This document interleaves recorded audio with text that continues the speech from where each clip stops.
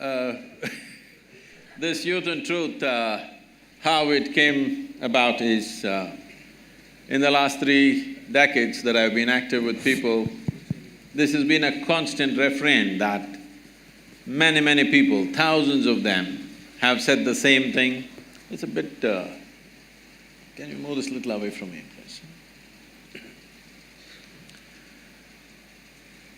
They've been asking the same question. They keep telling me, Sadhguru, 25 years ago, where were you?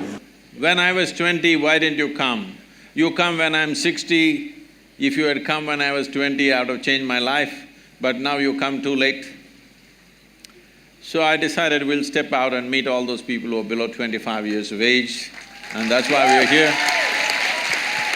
Because what we are referring to as life I'm shouting a little bit. What we are referring to as life is essentially a certain combination of time and energy. We can make many things out of it, but essentially this life is a certain amount of time and certain amount of energy.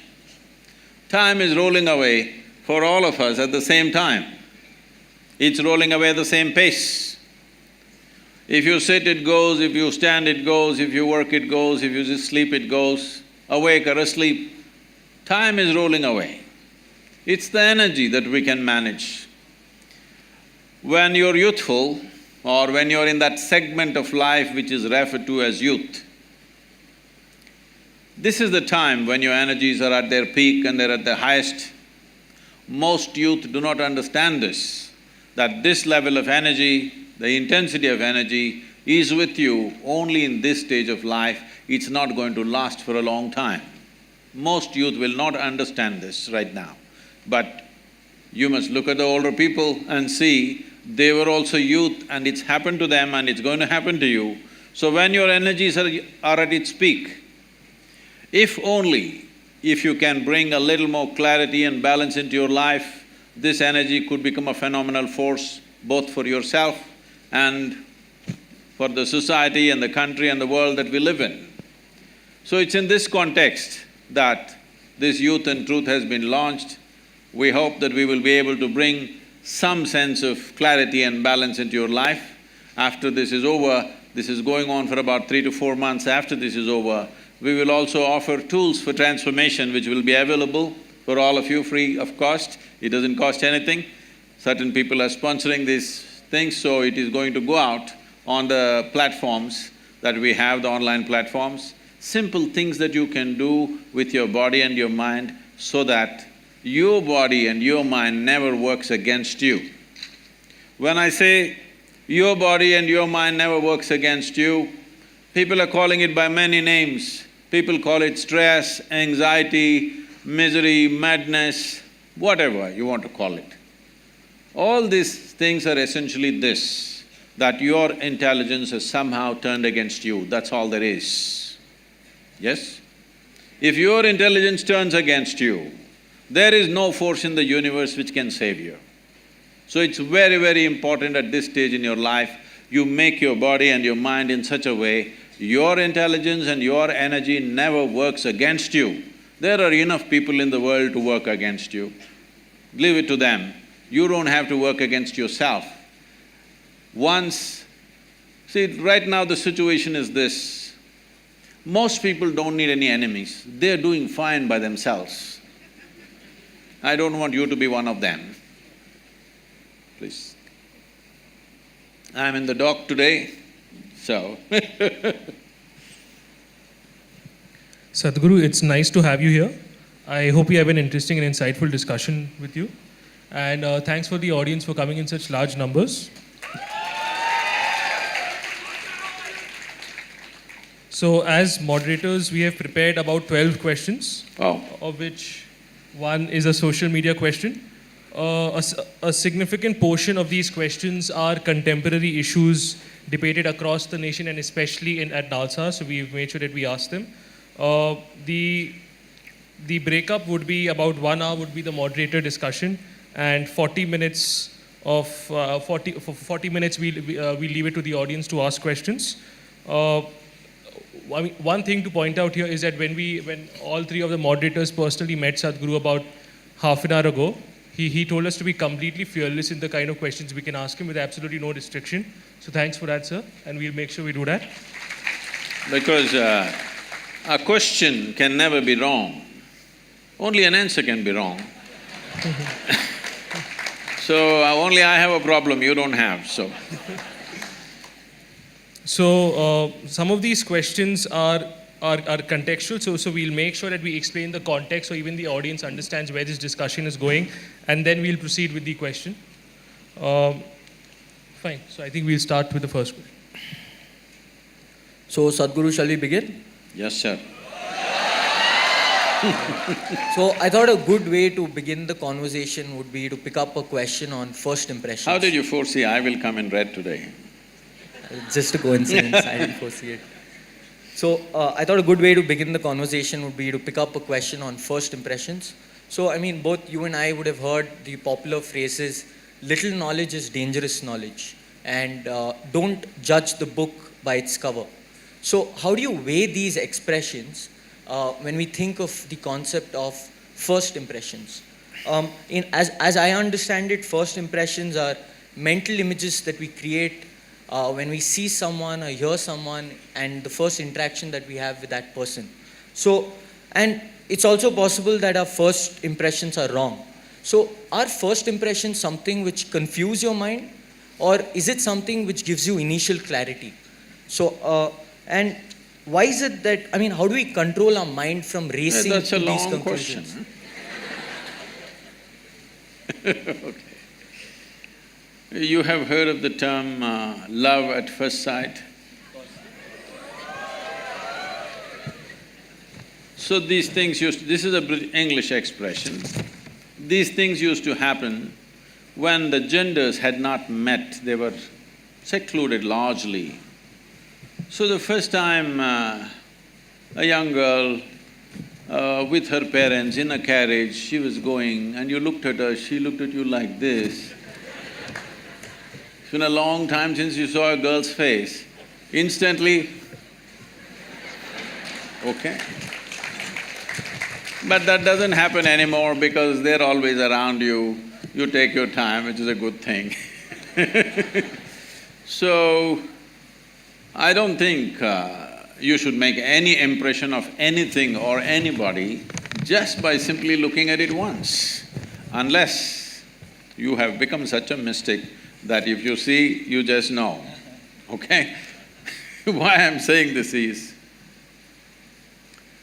see, I spend a whole lot of my time and life just paying attention to things. Because when I was very young, I realized, when I was just 4.5 years of age, I realized I don't know anything. Because I don't know anything, I started paying attention to everything, smallest things. If I find a pebble, I will be looking at it for hours. If I find a leaf, I will be looking at it for many hours. If I sit on my bed in the darkness, I'm just staring at the darkness for the whole night. My dear father, being a physician, he started thinking, I need psychiatric evaluation. Because this boy is simply staring at something for hours on end without blinking, it looks like he's lost his mind. My problem is, I look at this and I don't know what this is, so I'm not able to shift my eyes to that. So I just stay with this. This went on like this, and in this condition they sent me to school. My mother said, you must pay attention to the teacher.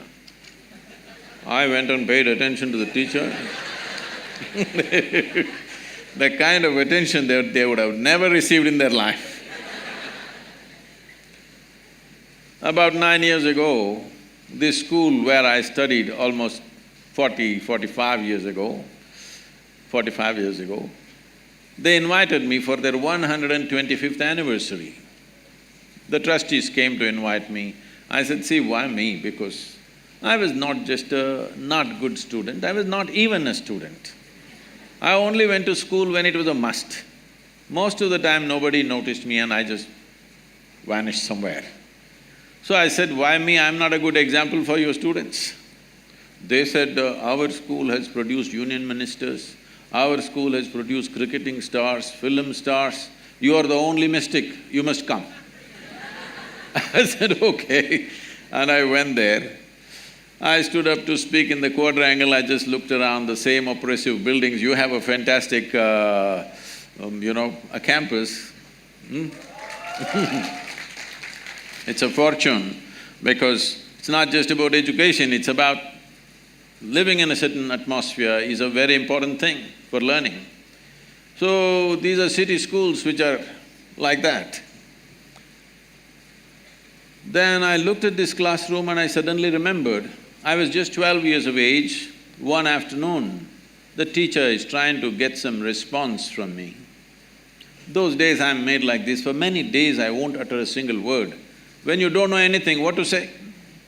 I'm still trying to drink up the world, nothing to say. So this man is asking question, I'm just looking at him. After some time, I don't even hear what he's saying. If I look at him, I know his past, present and future.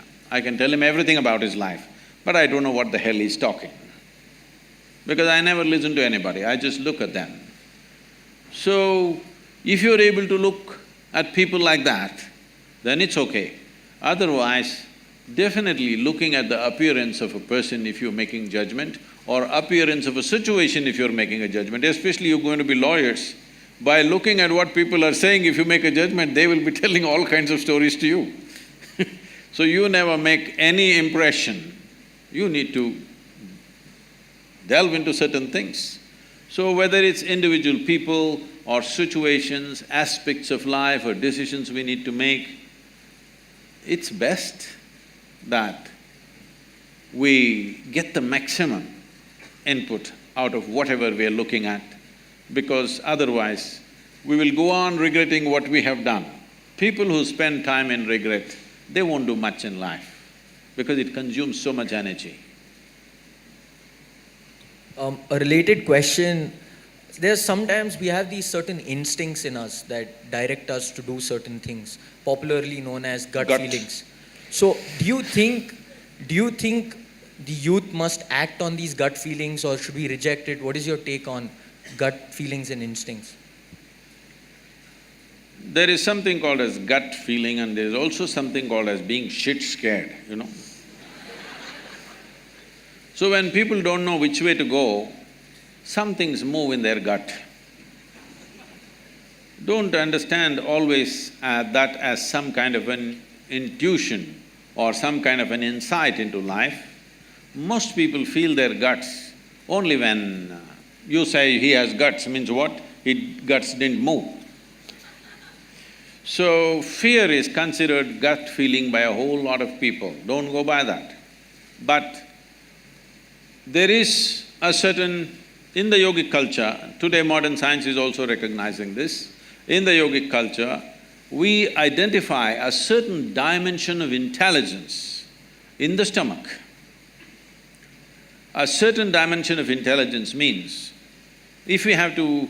this is what I'm going to say is very simplistic. If you find loopholes, you ask question, otherwise I will pass, okay?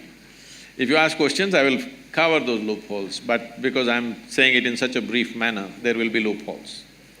See, you eat a piece of bread, within a few hours, it gets transformed into a human being, isn't it so? Is it a tremendous amount of intelligence? Hello? If I can take a piece of bread in my hand and make this into a human being, who do you think I am? Hello? Creator himself, isn't it? Must be God. If I can take a piece of bread and make it into a human being, this is it. This you're doing in your stomach. Obviously, there is a certain dimension of intelligence. It is not in the form of thought, but it's a different it's not intellect, but it's an intelligence. Is there a way to access that intelligence? Yes. Even if a drop of that intelligence enters your life, you will do things magically, not miserably. If you do things only with your logic, everything becomes quite miserable because you will have to go through logical steps for everything. You will not know anything just by looking at it. So, it is important to develop that dimension of intelligence, but as I said, whenever there is confusion and fear, people will feel a pit in the stomach. That should not be understood as the gut, intelligence of the gut. So Sadhguru, the next two, three questions revolve around this. Yeah, as a lawyer, you shouldn't warn me, what is the next question? You must shoot. So the broad theme of the next two, three questions revolves around the concept of nationalism, of allegiance to the country.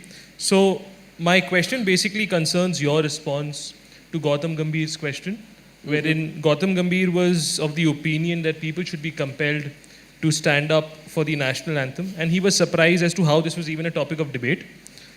As I understand, you agreed with him, with the only qualifier being that if somebody is disabled, he should not be forced. And I'm not looking at it… Please complete the question. I'm not looking at it so simplistic, but… So, Sadhguru, my question is that should we not allow people to find out what their own interpretations of loyalty and allegiance are? I mean, we walk unaffected when women are raped. We walk unaffected when women are raped. We stop Dalits from entering public facilities. There are so many injustices that we do. So we can do one more. No, I mean, just because we go to the cinema and before gangs of Wasipur, we stand up for the national anthem, how does that become the criteria for having allegiance to the nation, of being a patriot to the nation?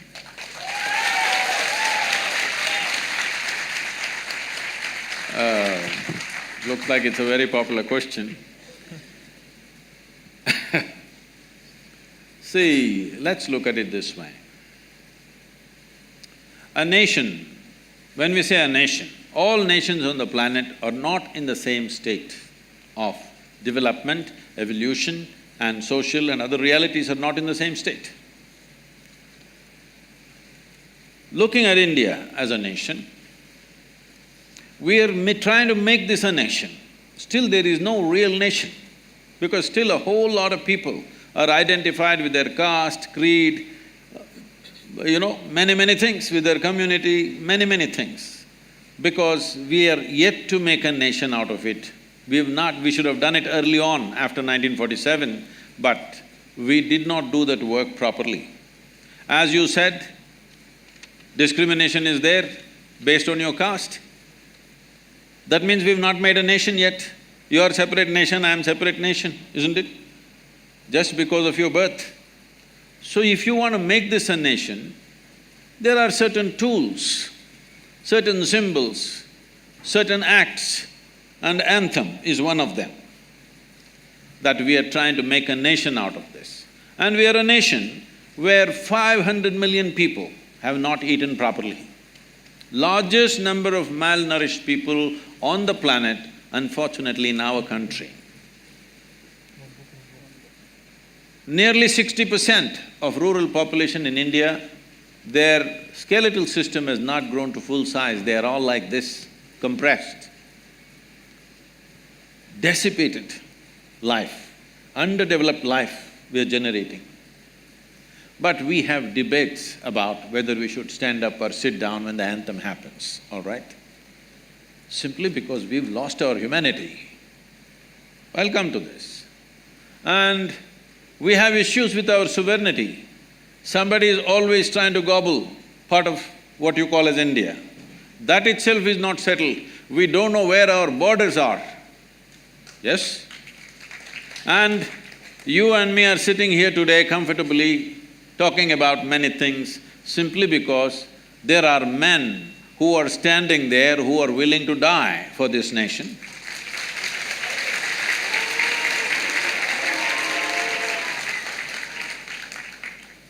If you don't like it, it's fine. There are men and women who are willing to die for this nation. Every day they're dying. You may be seeing it as statistic, but unfortunately, they have wives, they have children, they have families. A man who stands there willing to stake his life, willing to make his wife into a widow, willing to make his children into orphans, at least please tell him, we don't care a damn for this nation, you also come back, what are you guarding against? Why should a man stand there guarding this nation when we are not willing to stand up for a simple symbol of the nationhood, it is 52 seconds, it's a shame. Now, the kind of arguments people are creating is, what if somebody is handicapped? Arre, don't we have that much sense? If somebody is handicapped, we will not ask him to stand up? What nonsense is this? He can sit like this. He can sit like this, showing some expression for the nation. Nation has to evolve. If this nation in the next 25 years comes to a place where all citizens in this country are well-nourished, we can bring down our nationalism and patriotism by 25%. If in another 15, 20 years or 25 years, if everybody is well-employed, well-to-do, nation is bursting with prosperity, then you can bring it down to 50%. Someday if you come to such an egalitarian situation where there is no caste, no creed, no discrimination, gender, caste, creed doesn't matter, we are all just boom. If you come to that stage, we can talk about dissolving the nation and making nation into a global possibility. But without understanding the realities, when your sovereignty is not fixed, when you don't know where the hell your border is of this nation and half the people have not eaten properly, you are talking about in one hand popcorn, one hand Coca-Cola and you can't stand up. No, this is not okay. This is not okay. This is not a question of nationalism, this is a question of your humanity. So…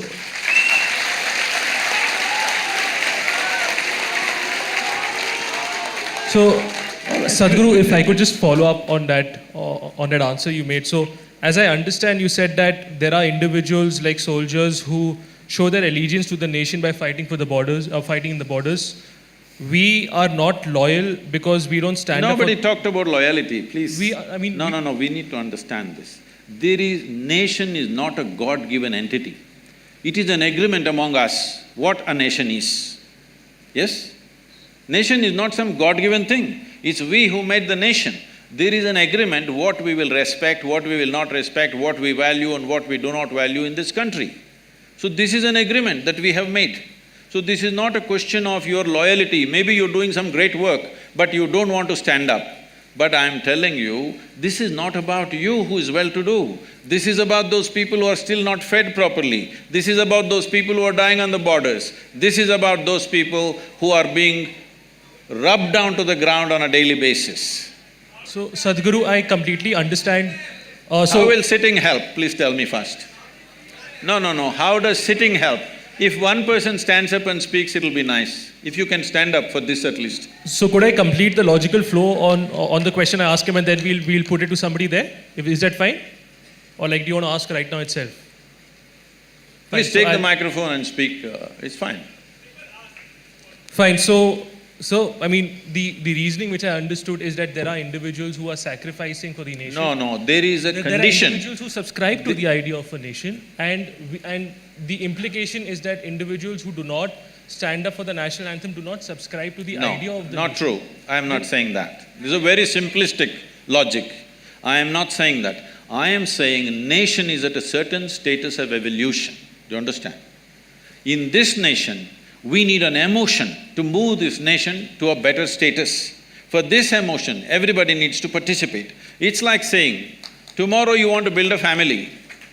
You go and tell your wife, see, I'm very agnostic, I will give you what you want, but I will not invest my emotion into this family. You think you will have a family? You think you will have one? So, standing up for the national anthem and a few other symbols of that is just that you are creating an emotion, because nation is only in the minds and hearts of people. It doesn't exist anywhere else. There is no nation in the world. Nation exists only in our minds and our hearts. If it doesn't exist in your heart, how will it exist? It'll cease to exist. So the last time the last time in history we had forced acts of symbolism that resulted in Nazi Germany. I got you. All right, that whole thing. All right. See, this is why the problem is you have read European history, you have no idea of Indian history. Let's come to this. Nazi Germany was organized against somebody within that country. Right now, you standing up for the national anthem is not organized against anybody. It is not organized against anybody. This must be understood. First of all, let us be very clear. Without investing our thought and emotion, there is no nation. Right now in this country, a whole lot of people, if you go into rural India, a whole lot of people don't know what is India. They know only their caste, they know only their community, their full allegiance is right there. You have to build this nation in people's minds and hearts. You don't build a nation just around. If you build a road and a bridge and something, nation will not happen. You have to build a nation in people's minds and hearts. This is a simple thing. Why should I stand up in a cinema theatre? That's a question. No, not necessary in the cinema theatre, but how many of you by yourself will go and attend a Republic Day parade or go for flag hoisting on an Independence Day and stand up and sing the national anthem? You don't. So because the only damn place that you go to is a cinema theatre, we are asking you to do it there.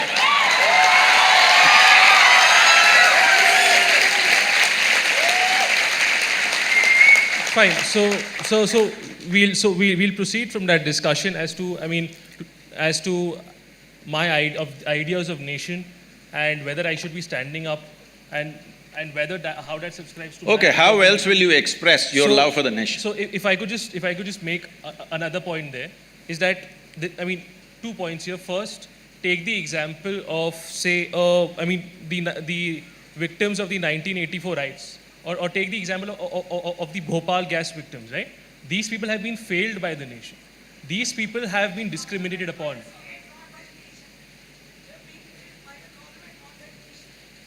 So, after 1984, how many governments did we have? We had multiple governments. No. So, tell me one government after 1984, if See, 1 second, hello. It's not just in 1984 or post-94 we have failed. We have continuously failed a whole lot of people for 70 years. When 50% of the country's population is still not nourished properly, we have obviously failed them. This is why I'm saying this is a question of humanity. This is not a question of nationality. The only way, the largest… Here. No, nothing. Yeah. The largest number of people, the maximum number of humanity that you can address right now in the current reality of the world is called a nation.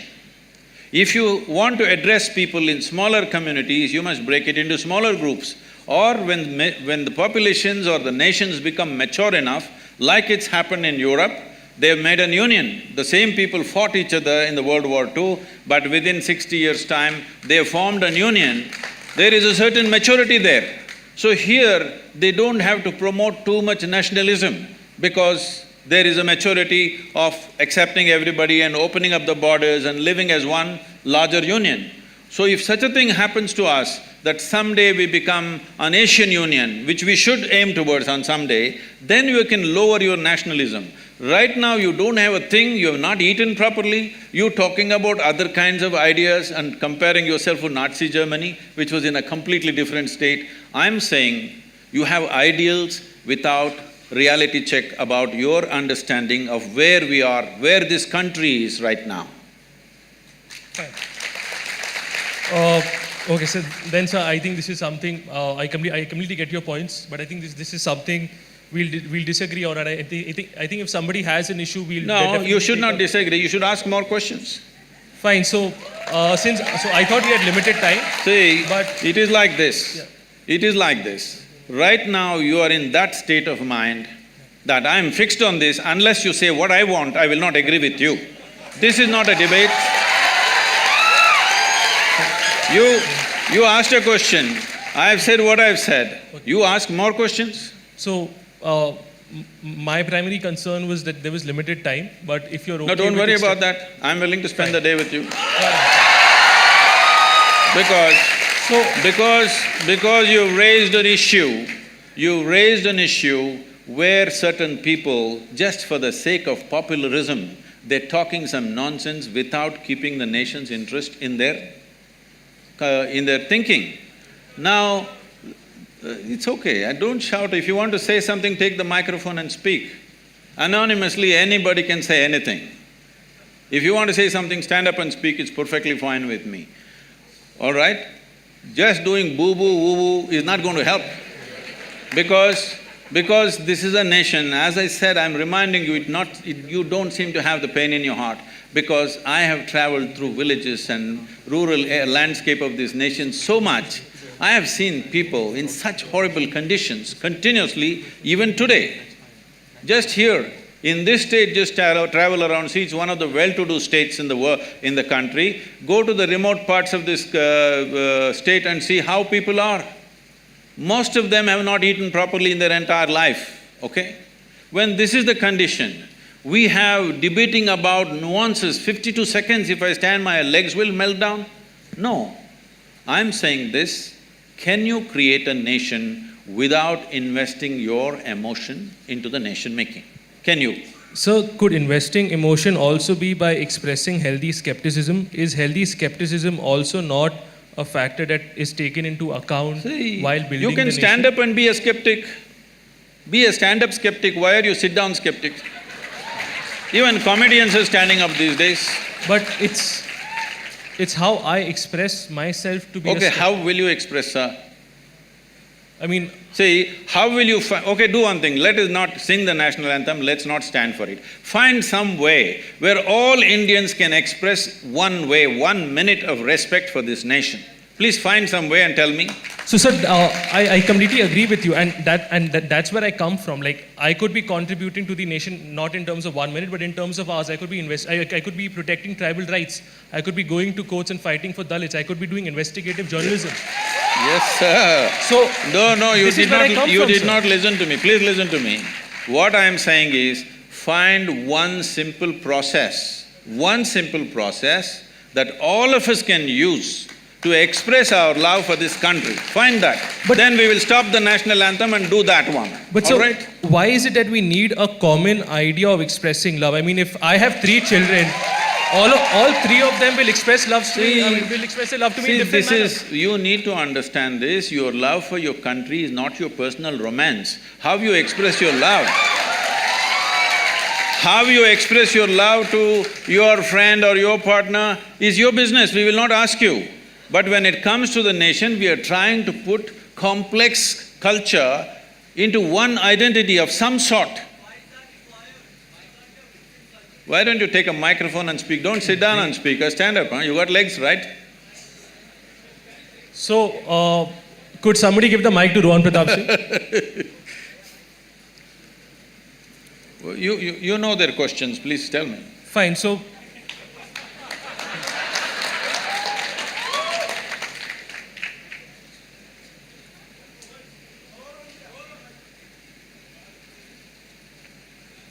So, before the mic comes to him, because I think it will take some time. No, I would like you to stand up. Yeah. So our question was simple. If we Can I sing the national anthem now that you're standing? Sorry? Can I sing the national anthem that you're standing right now? I think I can express my nationalism the way I choose to express it, because we are a country which is extremely diverse. I do not question that. Yeah. I am not even questioning that. But I am saying, this is a country of 1.3 billion people. Each one of us, our own language, our own culture, our own castes and creeds and eating, dressing, everything is different. When it's like this, we need some common point which we all plug into and say, this is our thing. So this is the flag. I know flag is just a bloody cloth, we know that. But it's we, by investing our emotion, who make it sacred, isn't it? So to add on to Rohan's question, I mean, if the requirement… Sorry. The question is, do we not have faith in… If you can hold the microphone. Yeah, sure. The question is, do we not have faith in our diversity? We are a country whose population is more than the population of Africa combined or the Americas combined. A country which has a population more in diversity than Europe and Australia combined. I know these statistics. If we have such a diverse population where people can choose to express themselves in different methods to show their nationalism, to show their patriotism, where they're working on a daily basis for the betterment of the country, who is this particular we that we are referring to, who can all of a sudden decide the standard of what amounts to nationalistic expression and other expressions which are not? That's the entire question. There are… but I know this is a certain kind of motivation which is there, it's fine. But this suddenly is a completely wrong word. In 1947, when the flag went up, the entire nation stood up. Entire nation stood up. Because at that time, we knew what it meant to be oppressed by somebody else. Now we've forgotten. That's all that's happened to us. So now, you do not understand, this country has 1,000 years of history of invasions and invasions. And in every possible way, we've been rubbished. Do you understand? And we have forgotten this, that just 60, 70 years ago, we had famines where people did not die in hundreds of thousands, they died in millions. We've forgotten that. We think… we are talking a language of America. You must understand, United States of America, in every sports event, major Super Bowl is happening.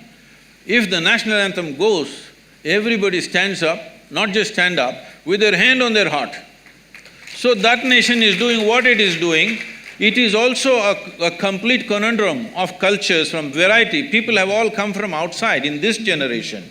They're not even born there, but they all stand up with such pride. Because of that pride, that nation is the most powerful nation in the world. If you don't have pride, what do? So I apologize to the people in the audience. We will have 40 minutes. I'm sorry, Javi, we'll have 40 minutes in the audience discussion because, the co-moderators also have important questions to ask. I can't take up their time. You can come back to… I can't hear you. We can come back to national anthem in the audience questions if that's fine to you.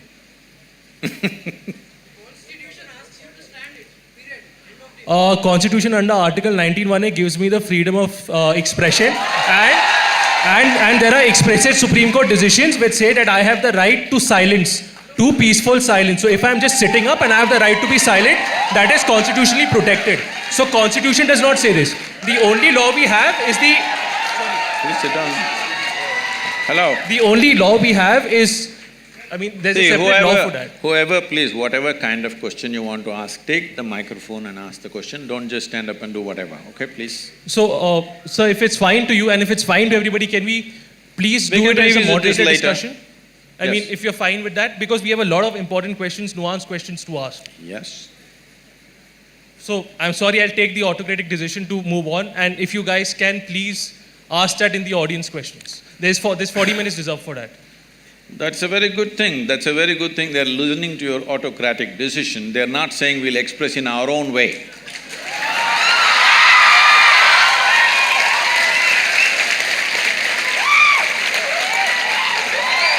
So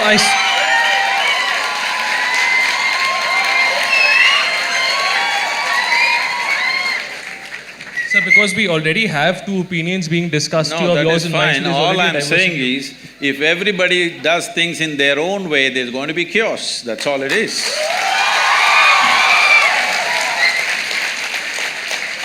So we'll discuss this in the audience questions.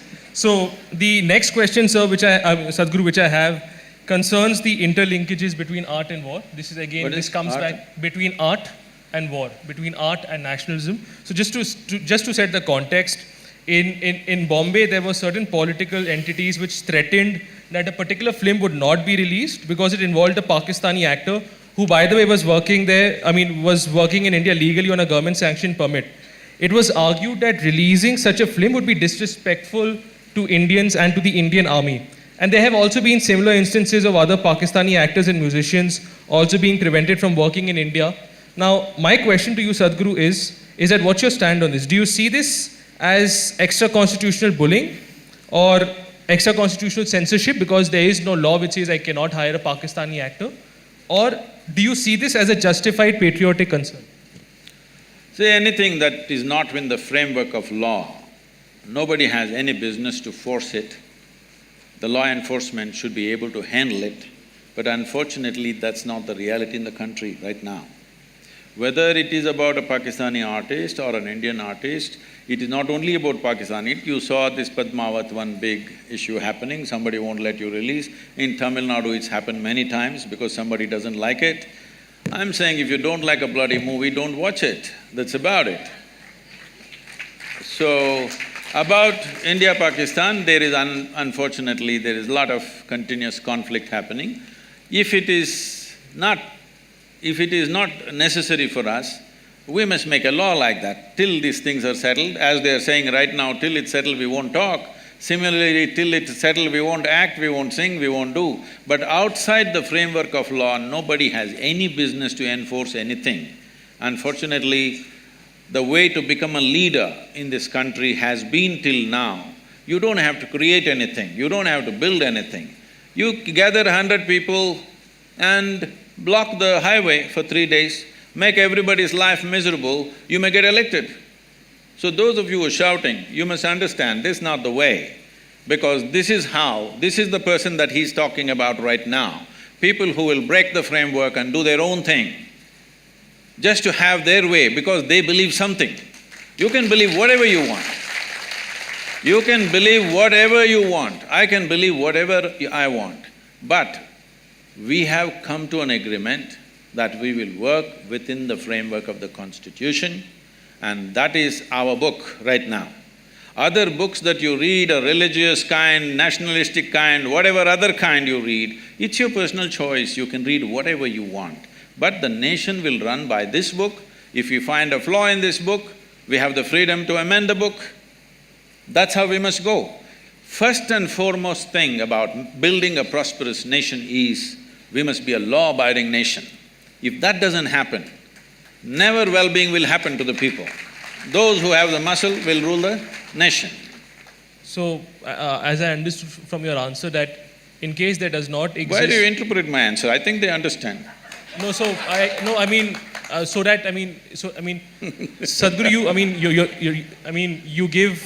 you look into all aspects of the answer and you give a complete answer. Sometimes maybe it's difficult for us to understand maybe what exactly you're saying, so sometimes as a moderator, it's my duty to clarify that. Okay, sir.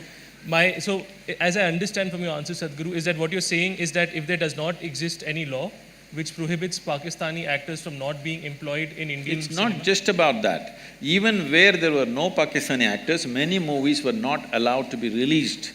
There was violence on the streets.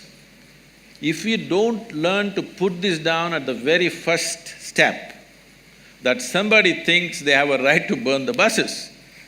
When the buses were burning, I called somebody who is a very responsible person in this country and asked, what the hell is happening in this country? For a cinema, you're burning 20-30 buses in some town. Yes.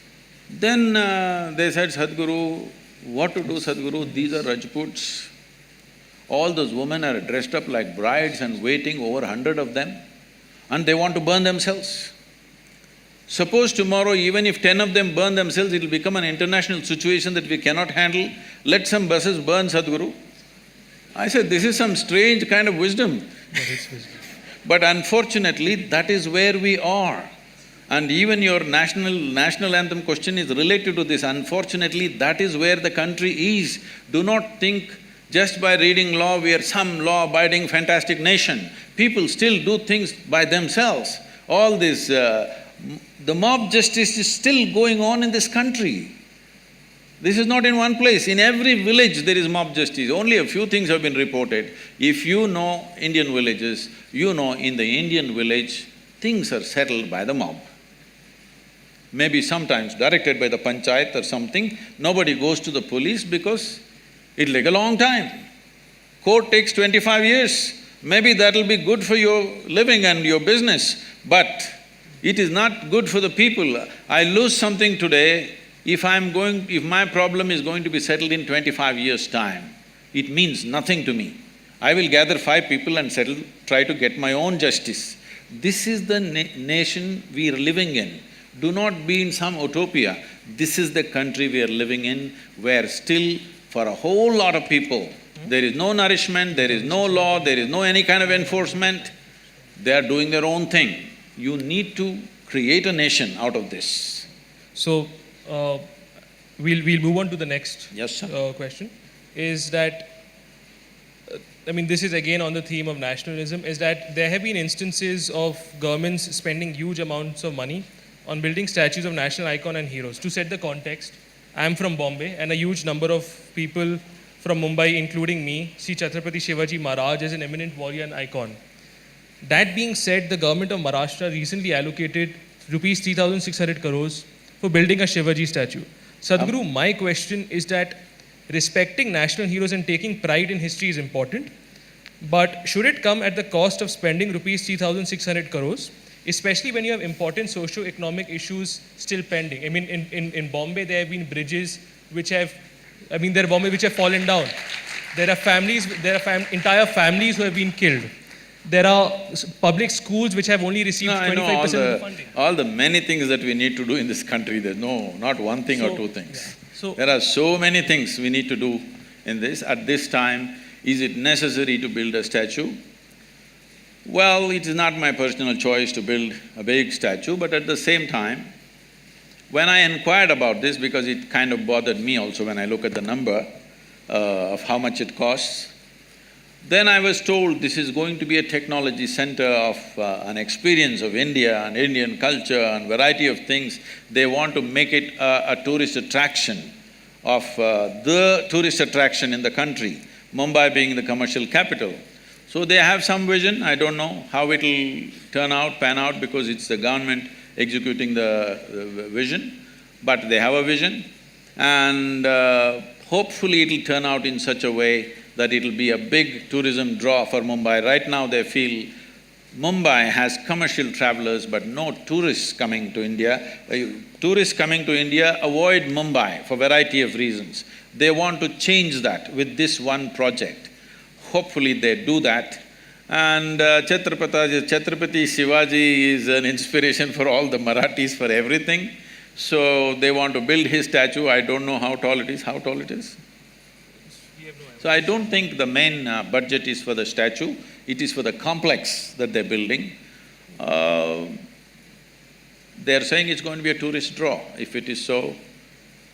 Fine. So, I understand that we don't have clarity as to the facts as to, whether they will be able to recoup the investment or not. But there were some people who just to let you know, and then you could also give your view on this. There were some people who did statistical studies on this. They said that Taj Mahal, which is the most popular monument in India, has 25 crores coming from it annually, 25-30.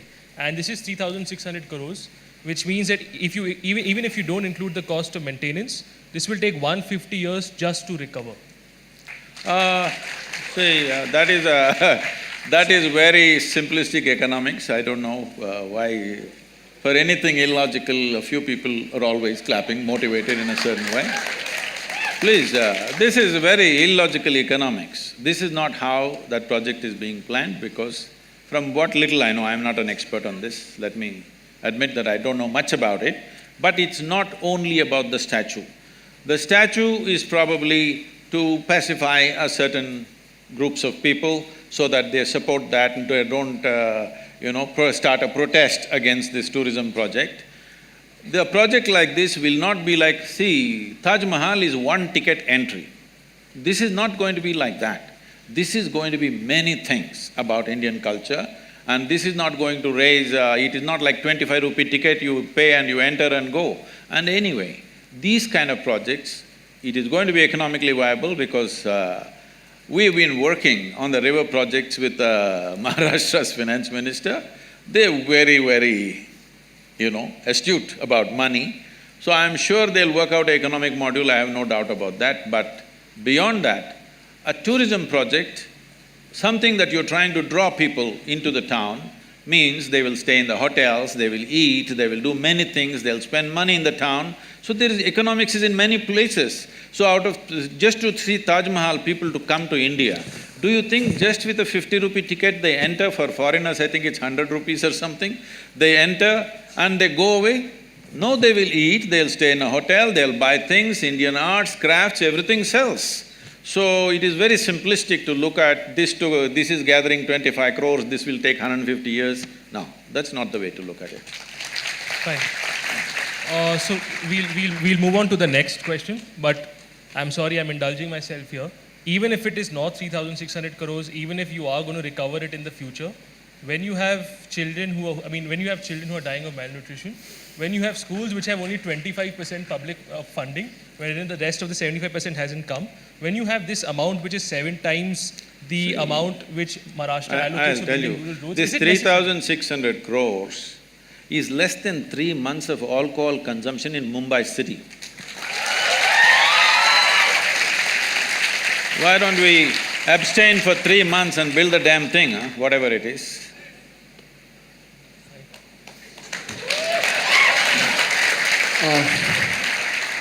Okay, Sadhguru, we'll now move on to the next question. This is more related to spirituality, so this won't have that much controversy, I guess.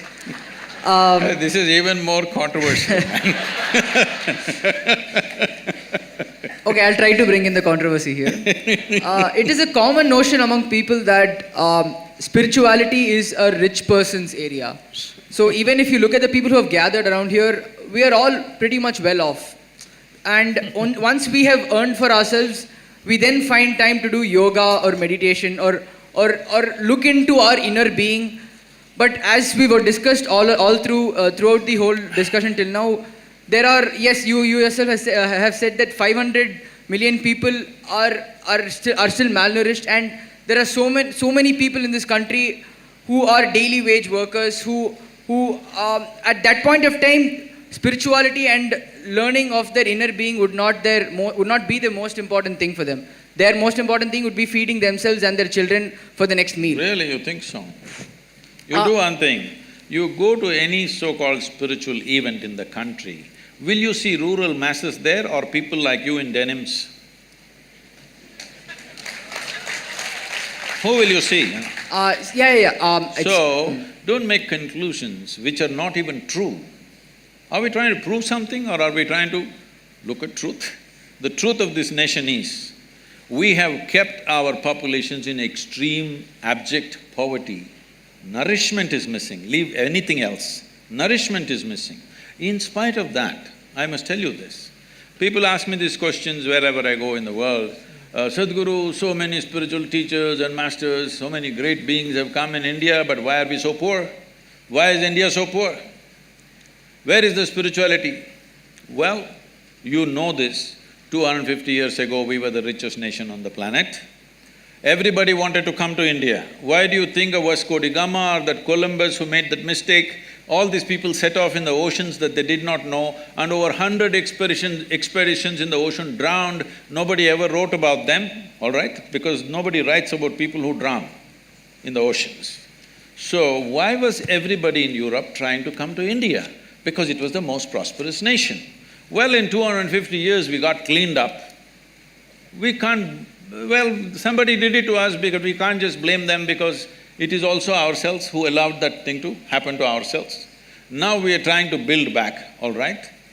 But even though you kept them in such abject poverty, wherever these people went, they made sure not a bit of the local culture remained. Just look at North America, South America, Australia and large parts of Africa, anywhere. This one culture, after 1,000 years of invasions, we've still kept our culture and our spiritual process. Not for nothing. Where we are, you know where our yoga center is, there is a police station about 12 kilometers away. This police station is supposed to service nearly 250,000 people in different levels of economic situations, all right? Some are rich farmers, some are medium, some are really poor, the tribal communities, everything. There are only now, in the last 30 years I've been there, at a time there was only 7-8 policemen with a ASI. Today, there are about 14 to 15 policemen with a SI. This is an upgrade that happened 3 years ago. Otherwise, even now, with these 14 policemen, 2 or 3 will be on leave because of something or the other, and 3-4 are on night duty. Hardly 7-8 policemen for 250,000 people. And these are poor people living in small huts. People are driving in Mercedes cars up and down. But they never pounced on them, killed them and took what they have. It never happened. This is spirituality, if you've forgotten this. This is spirituality, you understand? Well, you don't stretch this too far, you don't take their spirituality too far, you have to settle what they need in their lives as quickly as possible, otherwise they won't hold for too long. But it is because of that spiritual process, we as a nation have survived in spite of all the abuse that's happened to us. And don't say rural masses don't have spirituality, they are the ones who are really on. Urban masses are losing it, isn't it? No, my question wasn't towards rural masses. Mine Poor. was like, for example, I'll just… Poverty, right?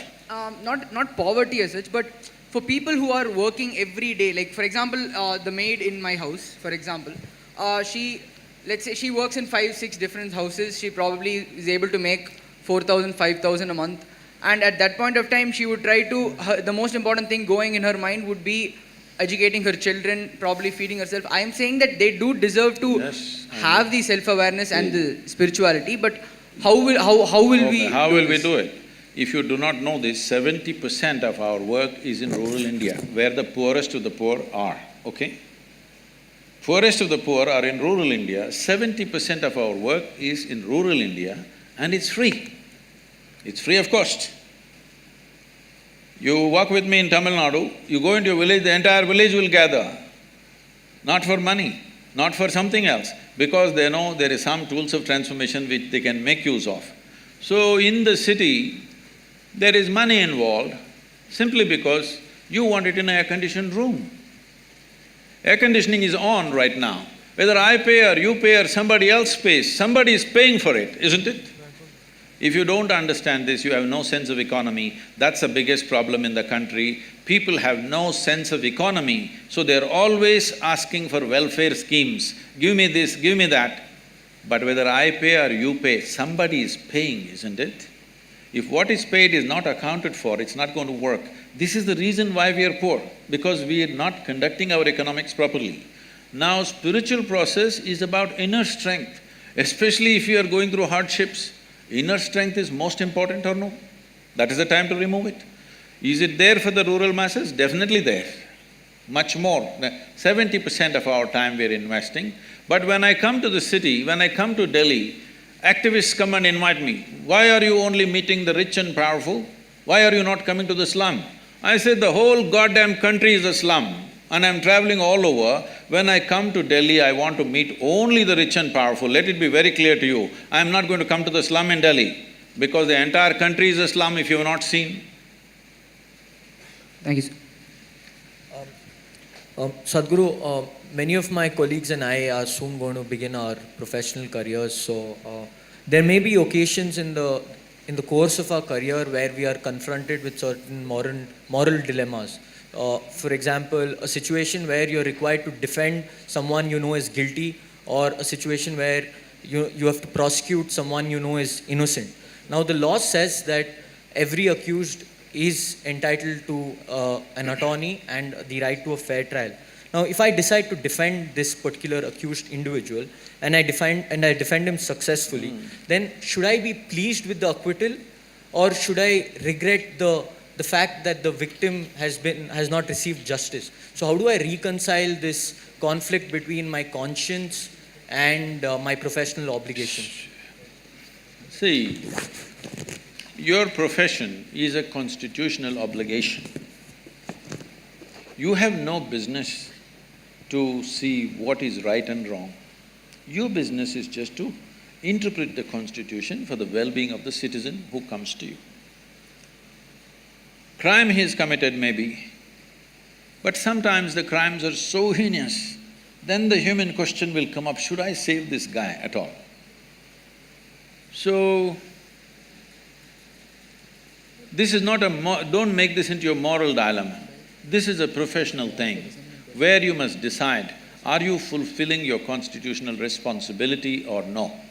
This is not for you to take a moral stand, okay, this guy has done something that I don't like, so let him hang. This is not for you to decide. Your business is just to interpret the law so that everybody gets a fair this thing. This once happened, can I tell you a joke?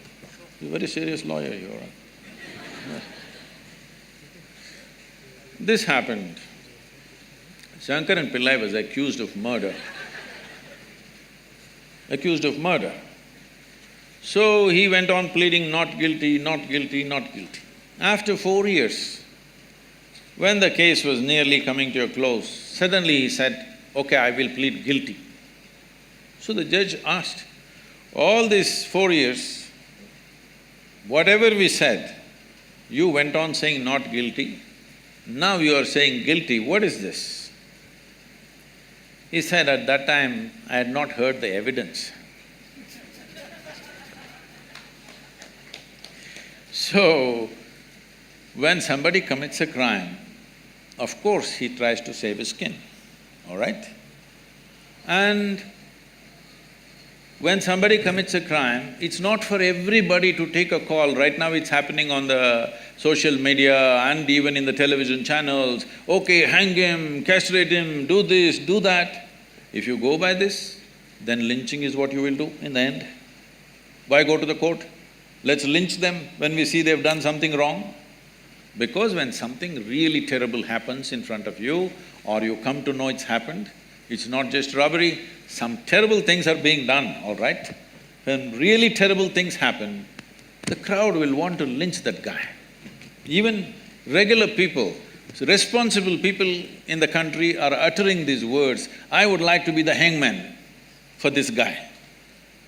So why they're saying this is, yes, your humanity burns when you see such things happening, but you as a lawyer, your business is just to interpret the law, to stay within the framework of the constitution. It's not for you, because you know this guy has committed the crime, it's not for you to take a gun and shoot that guy in the court. That's not your business. That should happen through due process. Even if it looks unjust, what is unjust is the length of time that these legal procedures are taking.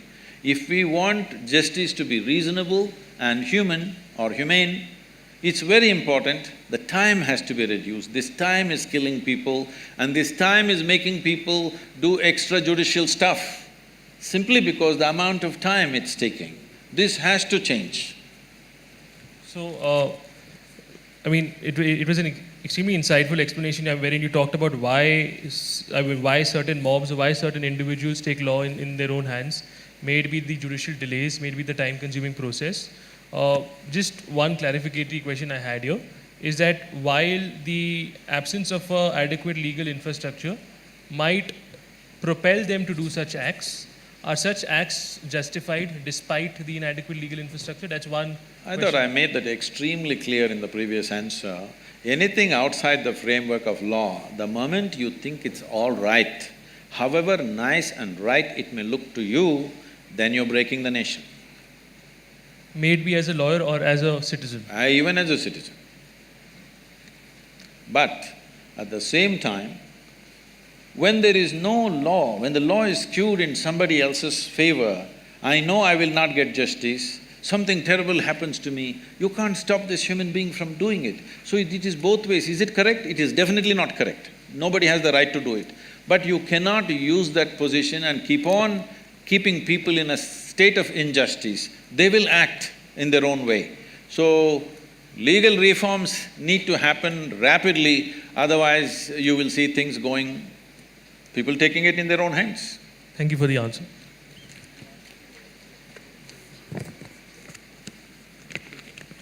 So, sir, you had quoted earlier that in one of your previous videos that the curse of a Shudra has no power.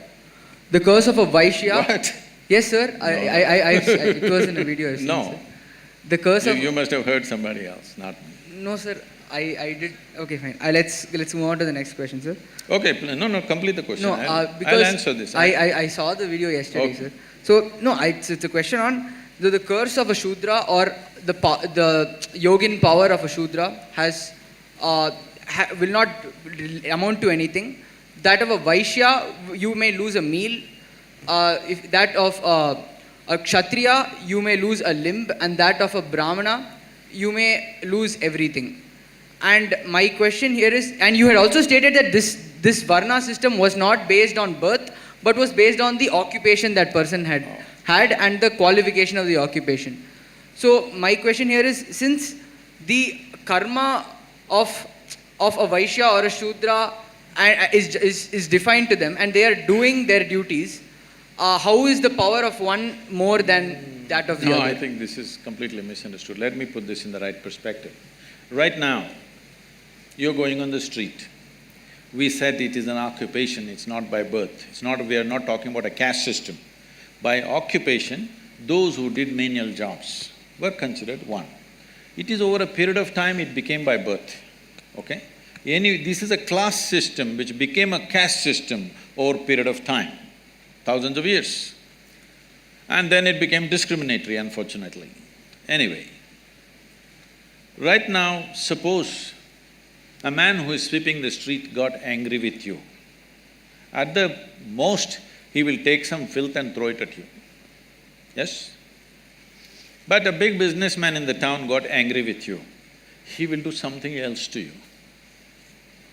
Kshatriya means today, a police officer or a political leader got angry with you.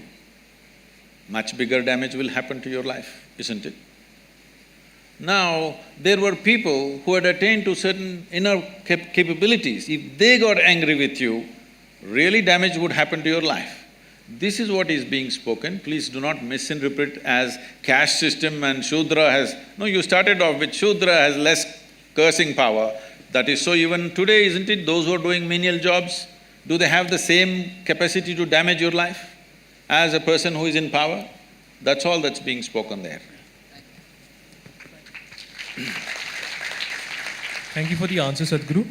The next question is something which all students deal with is, how does one figure out their passion? And should one necessarily follow their passion even if it means sacrificing comfort, lifestyle or geographical proximity to family? And should passion always override such considerations which might also be important in their own right? See, let us understand what is passion. Passion is just a certain thought in your mind to which you invest certain emotion. That's your passion, right? You can be passionate about a certain activity, you can be passionate about a certain person, you can be passionate about a certain thing. How did this happen? It's a thought in which you invested a certain amount of emotion. I'm saying, if you know this, and if you know how to generate thoughts consciously and invest emotion consciously, this wouldn't even be an issue. Right now, passions are happening compulsively. What happens compulsively will lead you wherever it leads you. Sometimes it takes you to a good place, sometimes it takes you to a bad place. But if it means so much to you, it means so much to you means it is just that you have invested so much emotion in it. That's all it is. Because you've invested so much emotion in it, you may not be able to look at it logically once again. You have lost your fundamental discretion simply because you've invested so much emotion in it. I don't think that's a way to build one's life. One must build their life consciously. But most people don't understand what is building life consciously, they only do things by chance. This is why those who are successful are stressed, those who have failed are frustrated, both are suffering. What else should happen in their life? That's what they need to look at. What needs to happen in their life is, they must learn to conduct their physical body, their psychological process, their emotional process and the fundamental energy process in the body consciously. If this happens consciously, this will happen the way you want. If this happens the way you want, you living joyfully or blissfully is a natural thing. In the world, what you do is not according to your passion. In the world, what you do is what is most needed today. That's what you must do. This is my passion, the world doesn't need it, but you keep on doing it, what is the point? So, just a follow-up on that question about the world, certain things being need to done to improve certain issues or to remedy certain problems. Now, from my limited understanding, or at least what we learned in textbooks, is Buddhism talks about how we should not be attached to something, or how in certain cases we should be detached. It talks about how suffering, one of the reasons behind suffering is attachment. Now, my question to you, Sadhguru, on this is that how can I attempt to remedy injustice if I'm not sentimentally affected or attached to a particular cause? How can I help a particular friend or empathize with him if I'm not attached with him? So this obsessiveness or attachment, is it necessarily bad? See, this attachment-detachment business is a misunderstanding that's come out of the Gita in this country. People misunderstood Krishna like nothing, in the sense, people think Krishna is talking about detachment. Please look at his life. His life is involvement, isn't it? If you look at the scape of whatever we know about his life, whatever little we know about his life spells involvement, involvement, involvement with everything around him. So this person unfortunately is being accused of detachment. See, if there is no involvement, there is no life. You can only know life with involvement. Even if the meal that you eat today, if you're not involved, you will not know what it is. Without involvement, you cannot even taste life. Not possible. People are talking about detachment because of fear of suffering. Fear of suffering has come because when they involve, they get entangled. They do not know how to get involved, they just get entangled. Entanglement is happening because your involvement is very discriminatory. Is that sinking in? So I should be equally involved in everything, is what you're saying? Tell me, if you are less involved in your breath and more involved in your eating, you think life will work? See, breath is involuntary, that's why I'm using the word breath, because it's involuntary, you don't have to do anything, it's just happening. But we're involved by keeping the air conditioning on, otherwise we'll suffocate. This is our involvement, we turned on the machine. We may not be consciously breathing, all right, but we are involved. Without involvement in every aspect of life, you will get skewed. And that is when psychologically you get messed up so much that in many ways mind gets deranged. Seeing this, somebody said, you're too attached, you must be detached. No, detachment will not work either. Can you be detached and do something well? Can you do something well being detached about it? No, you need absolute involvement. If you have an indiscriminate sense of involvement, you will see there is no entanglement in your involvement. If you discriminate, you will get entangled. The problem is of discrimination, not of involvement. Right. So, thank you for the answer. Sadhguru, in one of your uploads on YouTube, you speak of an experience where you've consumed the cobra venom, and you describe this experience as something where one part of yourself felt like you were in a state of slumber, while the other part of you felt like you were in a higher level of brightness. So, how do you perceive the use of other natural intoxicants such as weed or bhang, which take you to the same level of higher consciousness, but the only difference lies in the means which are adopted in reaching that higher level of consciousness? So, why has the consumption of weed in India remained a stigmatized subject? And fortunately for us, we have a senior minister in the Narendra Modi cabinet, Mrs. Maneka Gandhi, who's come out in support of legalization of marijuana. So could you also tell us what your take is on whether or not marijuana should be decriminalized, given that there is enough evidence to suggest that there is medical benefits associated with the consumption of marijuana? Medical benefits are for those who are sick, isn't it?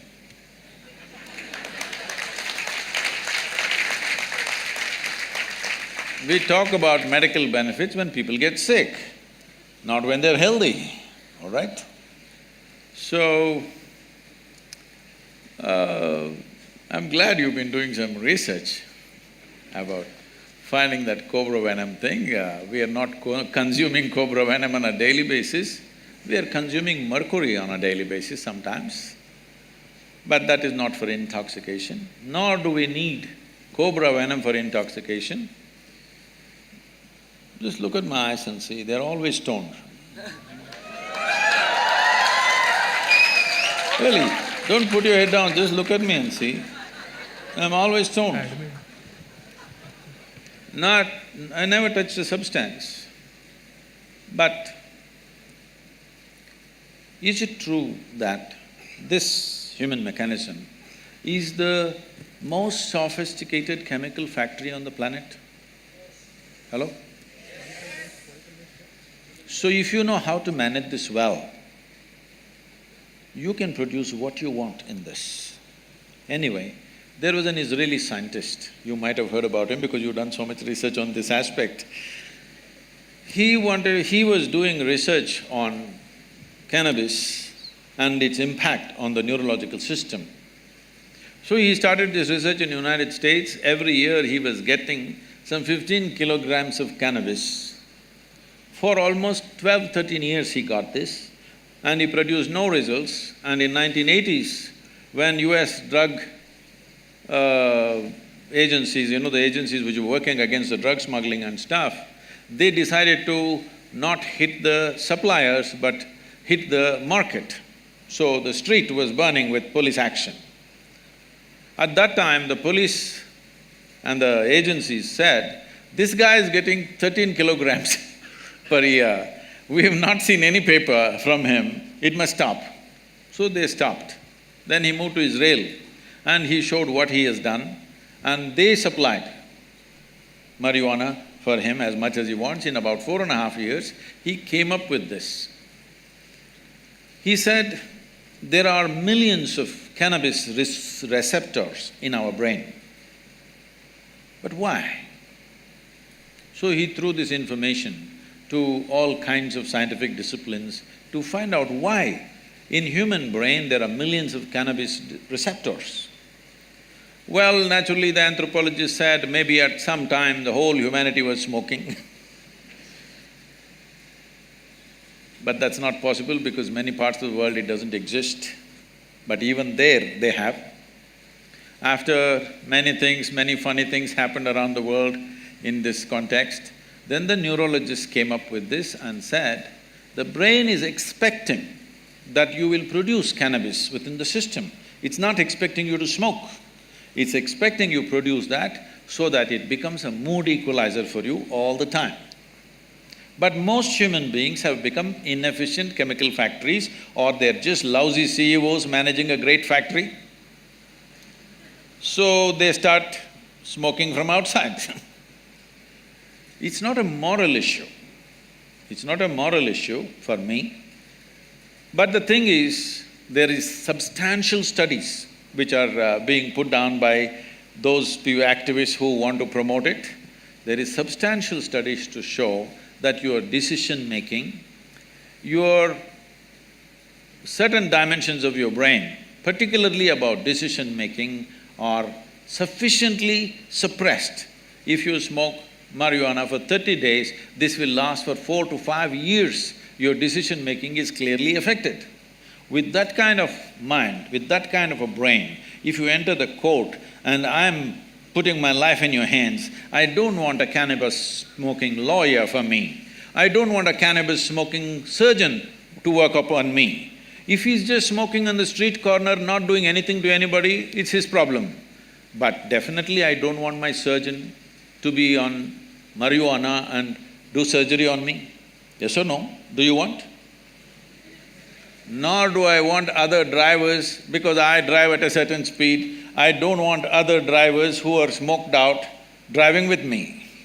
I don't want. Nor do I want my driver ever, if at all if I sit in the back seat,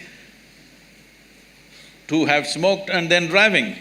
If you want that, you choose, but we don't want that. Most people don't want that because they know what it'll lead to.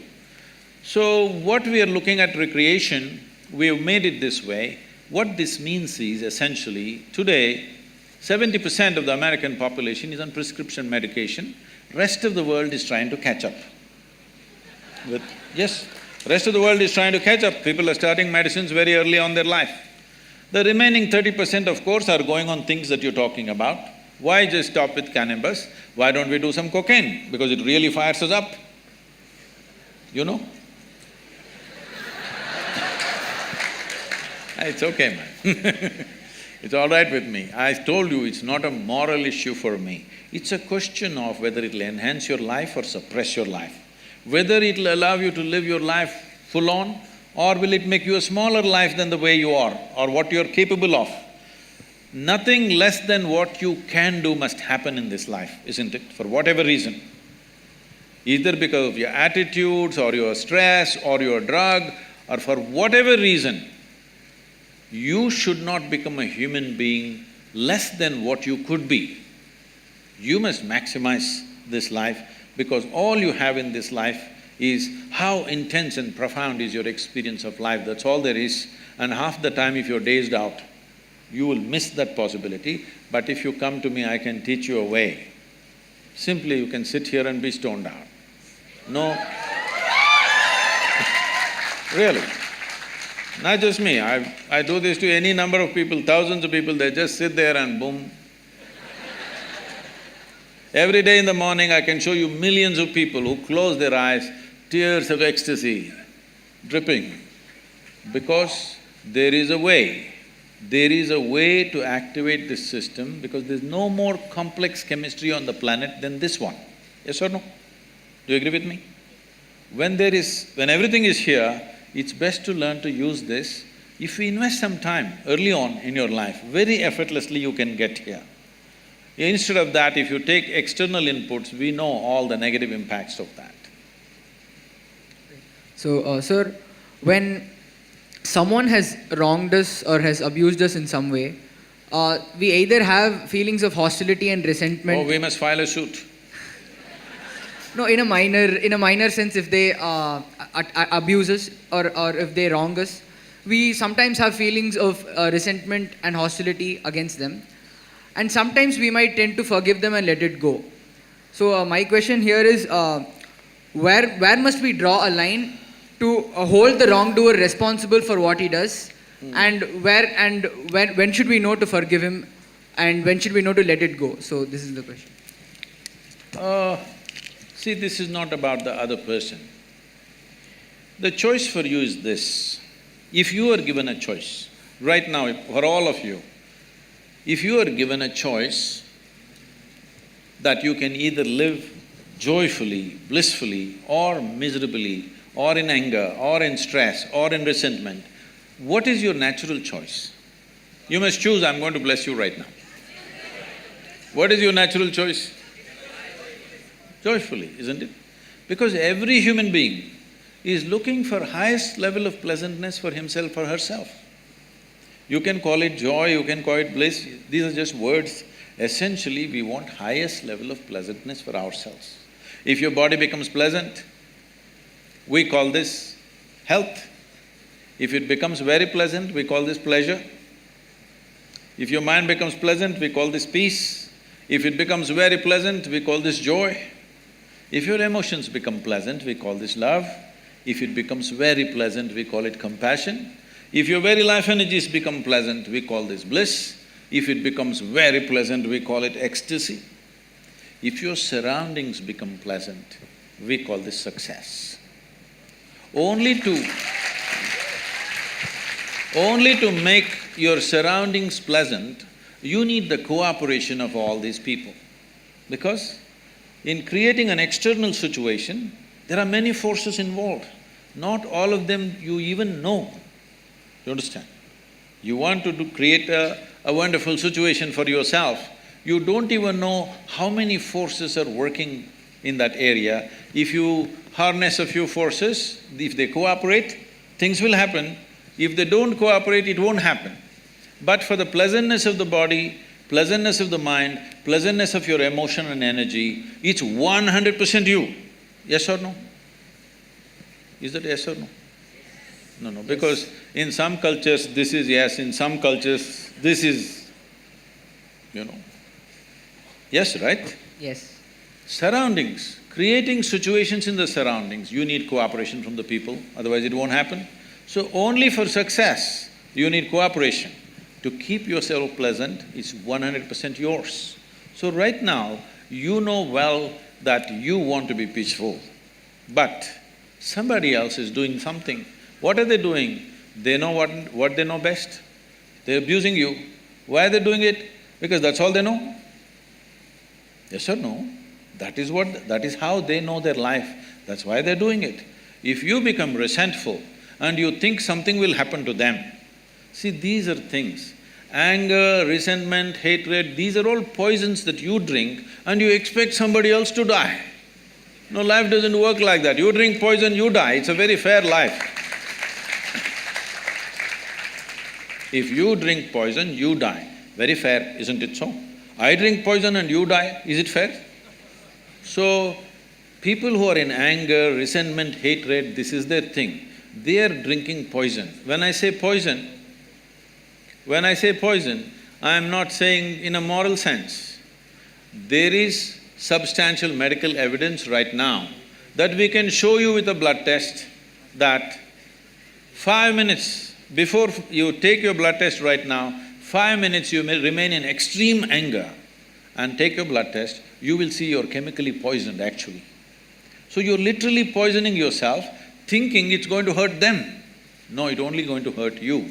So it doesn't make sense to me, that's all. It's not a morality, whether you should get angry or not get angry. It's up to you if you want to make a mess out of yourself. So this is a question we were sent, and the context of this question, as I understand, is that previously our understanding of gurus or mystics were individuals who meditated and were in penance in forests, who were not attached who are not attached or concerned with businesses. So a question we were sent is that now we see a lot of mystic individuals who have huge foundations, who have companies, some of whom who have gone into production of foods and soaps. So the question here is that, is this… Toothpaste. Toothpaste That's the too? most popular. So the question here is that, is this a healthy trend that you have individuals who you otherwise identified as individuals devoid of material pleasures or away from material pleasures or away from businesses are now actually turning to them? Well, you have not yet managed a business. Managing a business is definitely not a pleasure. But I know who is in the focus right now. See, I had some kind of a conference in Chennai, and somebody came to pick me up, and the driver was driving. He's a regular driver. He goes behind what is in front of him, and it's getting late. I have a reputation to keep that in these 37 years I have not been late to a single event in my life. Though in one day I may have 3, 4, 5 events, still I have not been late to one. So I want to get there, this guy is going at his own pace in the traffic. So I said, you get out. And I took the wheel and I did some forced driving. That was in Tamil Nadu, the Andhra Pradesh police cannot do anything about it. So I did some forced driving and just made it in time. The security gate at the hotel, these days they're stopping you, opening your bonnet, checking your engine and your boot. But nobody knows what they're looking for. After that Mumbai event, unfortunately, everybody has to go through this. So the car in front of me went and the gate opened, I just went through and they were screaming. I came into the portico, stopped, left the car there and ran into the conference. There was some journalist standing there. After I finished the thing and I came back, they said, in ancient times, yogis used to walk. You drive your own car, what kind of a yogi are you? Then I said, you idiot, in ancient times everybody was walking, not just the yogis. So mystics keep with the times. Huh? So mystics keep with the times. Oh, they were always contemporary. The problem is most people's idea of a mystic is the Sivakasi calendar, where one man is sitting under the tree with a constipated look on his face. That is a calendar art, that is not a mysticism, all right?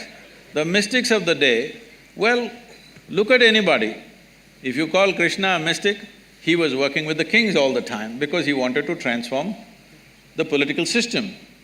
If you see Gautam Buddha, always working with the kings because he wants to transform the political system. Without transforming the political system, people will not benefit.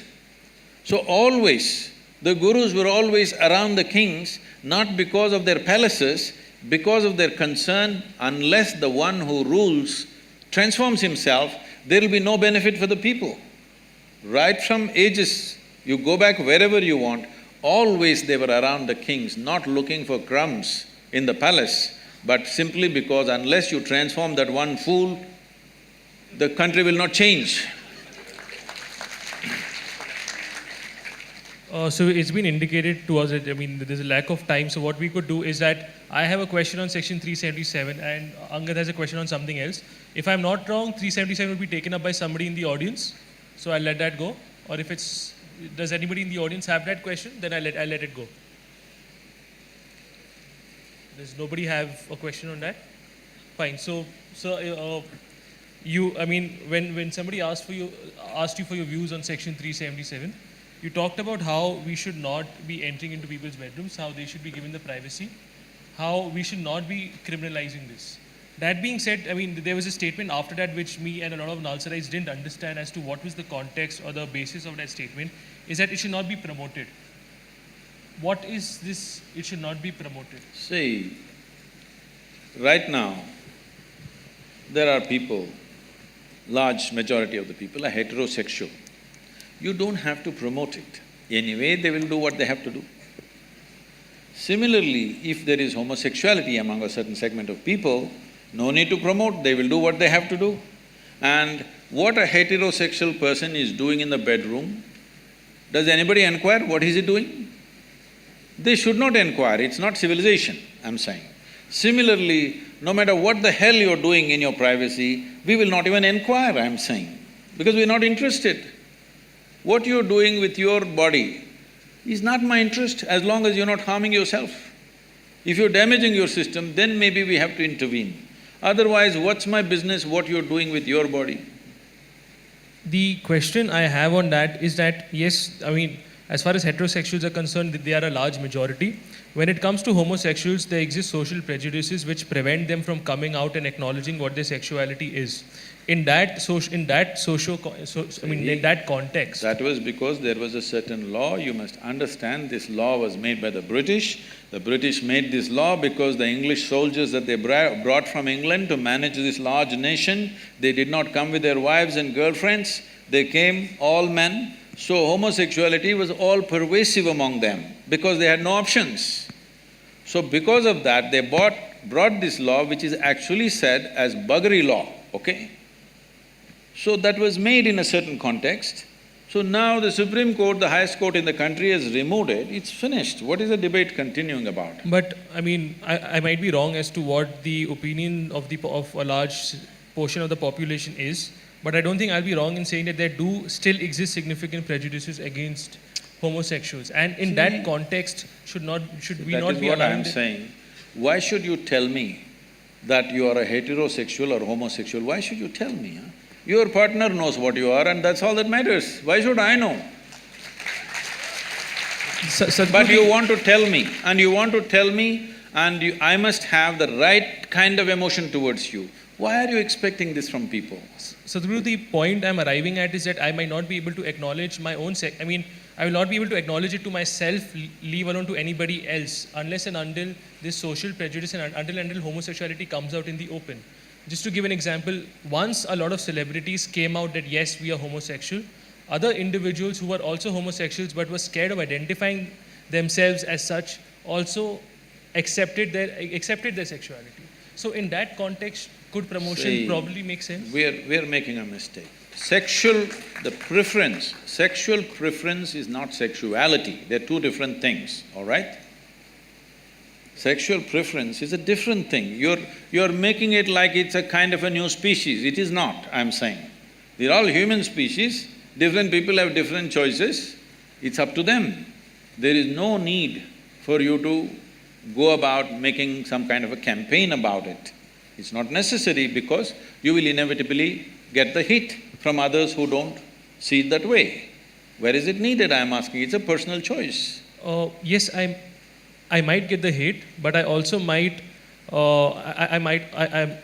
be able to allow other people who are suppressed in their understanding of what their sexuality is come out in the open and acknowledge what their sexuality is. It might help them. See, the thing is, what you're demanding is that everybody should acknowledge whatever you do. People may not acknowledge, what's your business, it's legal, leave it, no. You're not going to prison for it, that's about it, just leave it. I don't like it, so what does it matter to you? Somebody doesn't like it, what does it matter to you? It should not matter, that's all I'm saying. It's within the framework of law, just leave it. So, Sadhguru, there's one last question in this segment, or would you like to move to the next segment? We have one social media question. Whatever, sir. You're the boss, sir, whatever you say. So we'll pick up the one last question. The theme is coexistence and fear. So clearly you have this strong affinity for the species of snakes. Now, fun fact, and you've also gone on to say that… I have a strong affinity for all species. But people take pictures only when I pick up a snake. When I pick up a grasshopper, nobody does it. You've gone on to say that there's no such creature which is as perceptive as the snake. So, fun fact, Shamanpet is a snake-infested area. We have loads of snakes around campus. Here? Yeah, in NALSAR. So It's not snake-infested. This was their homeland and Exactly. you have invaded. That's something everybody agrees That's something on. everybody acknowledges. We have come to their homeland. So this is where my question is going. Is there any specific reason why we are so fearful of these species when they themselves are equally fearful of us? So how do we train our mind to overcome this paranoia? And the larger question is, how do we ensure a mutually sustainable habitat where we do not disturb the balance between the human-animal interaction? See, there are many questions. I don't know what's the level of interest in snakes, accordingly I will go. Hello? I've been involved with snakes from a very early age. When I say early, I caught my first snake probably when I was 5.5 years of age. What is significant about this is, snake is one creature. If you do not know this, it's stone deaf, you know this? All snakes are stone deaf, they don't have hearing mechanism at all. So, it literally has ear to the ground, its entire body is to the ground feeling reverberations. To what extent means, let's say there is going to be an earthquake somewhere in Central Asia. If you just observe a cobra today, let's say in the next 3 days there's going to be something happening.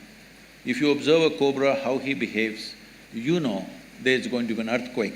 If you study it sufficiently, you can even indicate the direction in which it's going to happen and an approximate distance. Whether it's going to happen 100 kilometers away, 1,000 kilometers away or 3,000 kilometers away, you can make an approximate guess, like meteorological science, you can observe. Because he's got his entire body to the ground, even the smallest reverb that he feels, he behaves differently. So in that context, he is very perceptive. And he is also chemically very perceptive. The only way he knows you is by your chemistry. He doesn't see you very well, but he knows your chemistry very well. See, if you go… don't try this by yourself, because you're on pot. You may not be quick enough for them. If you just go and pick up a cobra simply like this, not by his head or something, just in the middle, hold him, just pick him up, he will simply come without any resistance. If there is any anxiety or anything within you, you show little bit of anxiety, he will go for you because he sees it as danger immediately. So I was telling people, people were saying, how do we know, Sadhguru, we are really meditative and at ease? I said, we must do a cobra test for you. If you just pick it up, if he just comes, you're at ease. If he reacts, that means you're not at ease. I don't know, one picture came for a moment in that video where I'm holding a king cobra. You saw that one? A king cobra, I think no, not in this, it didn't come. I think the king cobra was on the ground. There's another picture where I'm holding a king cobra halfway down and he's just like that. A king cobra is a snake that if it bites you, it'll just hardly give you 20 to 40 minutes, you'll die within that. A regular cobra, it bites you, because you say they have snakes, I'm giving you some knowledge. The cobra venom affects your cardiovascular system, it gives you anywhere between 4 to 6 hours. If you don't get excited, you may get another 1 or 2 hours extra. If it bites you in the body, you will have 4 to 5 hours. If it bites you in the limb, you may get 6 to 8 hours time. But if a viper bites you, you have much less time. If a banded carrot bites you, you have just 1.5 to 2 hours. Because one venom attack affects your neurological system, another venom affects your cardiovascular system. What it is doing to you is your blood gets thicker, so you can't breathe. And everything gets tough because the heart will start pumping in a certain way because the blood gets thicker and thicker, coagulation happens across the body. Why I'm saying this to you is, the nature of the venom gives him that. Venom is not only in his sac, he's producing it in his entire body. Today, there's so much research gone into the medical sciences, you will see in the next 5 to 10 years' time, almost all neurological ailments will be treated with cobra venom, snake venom and scorpion venom and spider venom. And some sea snakes which have very special kind of venoms which could kill you in 5–10 minutes. So, a lot of research has gone in. Almost for every neurological problem that people are going through, like Parkinson's and memory losses, all this they are going to treat with venom. Still it has not been approved, but much research has gone in this direction. So it knows your chemistry so well. The beautiful thing about this is, there was a time when I'm sitting in some jungles in the Western Ghats. You guys are on the east, but you must come to the Western Ghats, that's a real jungle, okay? It's a rainforest. If I'm sitting and meditating, normally I don't know why, now I'm wondering why I sat in the afternoons, but I always sat in the afternoons, not early mornings. Afternoon I sit for meditation and I'm like sitting for 5–6 hours. When I open my eyes, a dozen snakes are sitting here. They're just drawn to that chemistry. When your chemistry changes, they just know and it comes. This is why Adiyogi is shown with a cobra on his, around his neck to indicate that he is meditative, he is still within himself. If you become still within yourself, you pick up the cobra, simply it'll come like that. When I lived in the jungles by myself, no food arrangement, nothing, I mainly survived by drinking honey. Huge beehives are built at a place where the bears can't get. They calculate, the bees have such intelligence, they calculate a normal sloth bear weighs how much? Approximately about 60 to 70 kilograms. They build it on a branch where if the bear comes, even if the branch doesn't break, the branch will be sufficiently disturbed for them to go and take care of him. So it is up there and I slowly crawl up. My motorcycle petrol tube, I always keep it extra long, about 18 inches. And I go with this tube, stick the tube and drink honey. 3¼ liters to 1 liter honey, if I drink for 1 or 2 days, I'm fully fired up with food, enough calorie in my system. But when I'm drinking this honey, the bees think I'm one more big bee. They don't see me. They are looking at the chemistry. If little agitation if you show, they will come for you. In your face, if 8–10 bees bite, you will die of suffocation. In fear, if you open your mouth, if they bite inside, one will do. Just one bee, if it bites you inside your mouth, you will suffocate to death. And above all, you'll fall down from the tree, okay? So, we can give you a cobra test or we can send people from our yoga center who will train you how to handle. Suppose a snake came inside, how to take him and leave him in his habitat. He's come here not because he want to listen to the lecture or the conversation or the air conditioning, he's not come for anything that you have come for. By mistake, he's entered. You just have to let him back there. For this, little bit beyond fear you must be to take it, but without training, if you take it, you could endanger your own life. So if you want, we can train 15–20 people on the campus who can handle this safely. So,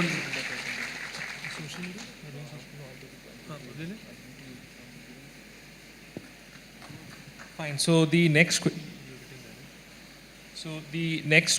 is, so we'll be doing the social media question. There's one social media question, then we open it up for audience questions. The social media question, Sadhguru, is that how do we get the population interested in politics and in governance? in the sense that if you can hold it a little closer. how do we get the population interested in politics and governance in view of the fact that, in most elections there are less than 50% turnouts? See, this is not about politics. There is not enough concern about the nation and the people. That concern has not come to a whole lot of people. Still we are in that mode. Our attachments to our family, our identities with our family and community is so strong. If me and my family are doing well, I don't care a damn what's happening to the country. Election day holiday means me and my family go on a picnic, not for the voting. Who'll go and stand in the queue? We will go on a picnic or we'll go to the cinema, we'll do something else. Because the identification with the family is way bigger than the national identity, and because of that, they think other people will vote. This is their idea. Other people are going to vote, so what is there if I don't go? There's a beautiful story that Mark Twain used to love to say. There was a time when people believed there are people on the moon. Before Apollo, I'm saying in America, people believed there are people living on the moon. So they got a bright idea. They thought, on one particular given moment, all of us go stand on our rooftops and shout one word together in one voice. The word that you shout is "who" at them. Let's see what they say. Shall we try this here? Can all of you… I will say 1, 2, 3. Can you just say "who" as loudly as you can so that the whole Hyderabad hears? 1, 2, 3. See, you have become wonderful like this. But that day came, everybody stood on the rooftop. That time I got a very, a very artistic idea. I thought, this is such a rare moment. All these people are going to say one word. And me, I have a small voice. What is there if I don't say it? And I just wanted to hear this extraordinary moment, everybody saying "who." And that moment came and it passed in total silence. A day may come, on election day, nobody turns up except those who are herded by political parties with money and whatever goading they're doing. This is an irresponsible way to exist. See, the word for democracy in Tamil language is Jananayakam. What this means is, people are the leaders. Still our people have not understood that we are the leaders of this nation. We are still in a monarchy mindset. We think elected person is a king or an emperor. So, this is lack of education, lack of information, lack of identity with the nation, a strong sense of we build this nation is not there. Somebody is going to run this nation. This is still a British hangover. We think somebody else is running the nation. We don't understand this is our nation, we have to make it what we want. Right now we have a nation where if Donald Trump opens up visas for all Indians, 60% of the population will swim across the oceans and get to America. This is not right. When everybody wants to go away, we've not created a nation that people want to live in, isn't it? When everybody wants to come here, that means we've built a great nation. For this, participating in the fundamental democratic process is a must for everybody. But if you make it mandatory, it becomes ugly. If you make it mandatory, it becomes ugly. As you know, even national anthem is ugly right now. Something… you must understand, I went to the World Cup football and I went to the English match. I never knew this, I never thought about this. They played their national anthem. National anthem is God save our Queen, God save our Queen, give her long life and save her. And I thought, oh my God, what a beautiful national anthem we have, the way it's composed, the way the words are written, everything. Then God save the Queen, God save the King in a democratic country? So, I'm saying even such simple things we are debating, we can't get a nation to get together and even vote. Even when nation is in a crisis, When 50% of the people not eating properly is a crisis for me. It is not a normal situation for me. It's a crisis. When such a crisis is there, whether I should vote or not, now there's making a movie, yesterday he was telling me, what is his name? Konda. Okay.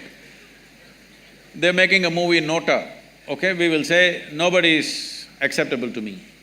Well, it all sounds very intellectual, but believe me, you don't build a nation like this. You have to make choices about whatever lousy choice you have, in that you must make a little better lousy choice. If you want to improve this nation long term, you cannot abstain and say, oh, nobody is fit enough. Well, you stand up, if you see that this is a debate going on everywhere, in every tea shop, every college, this is going on. Oh, all politicians are rubbish, they're thieves, they're this. If we have handed over this nation to the hands of the thieves and we are sitting back here and we don't even have the responsibility of voting, we are the more bigger thieves than them, isn't it? Hello? This responsibility has to come. We have not understood our basic democratic responsibility. When we do not understand that, we will become unfit for democracy, then something else will take us over. It is very, very important, not just voting, there are many other instruments through which you can participate in the democratic process.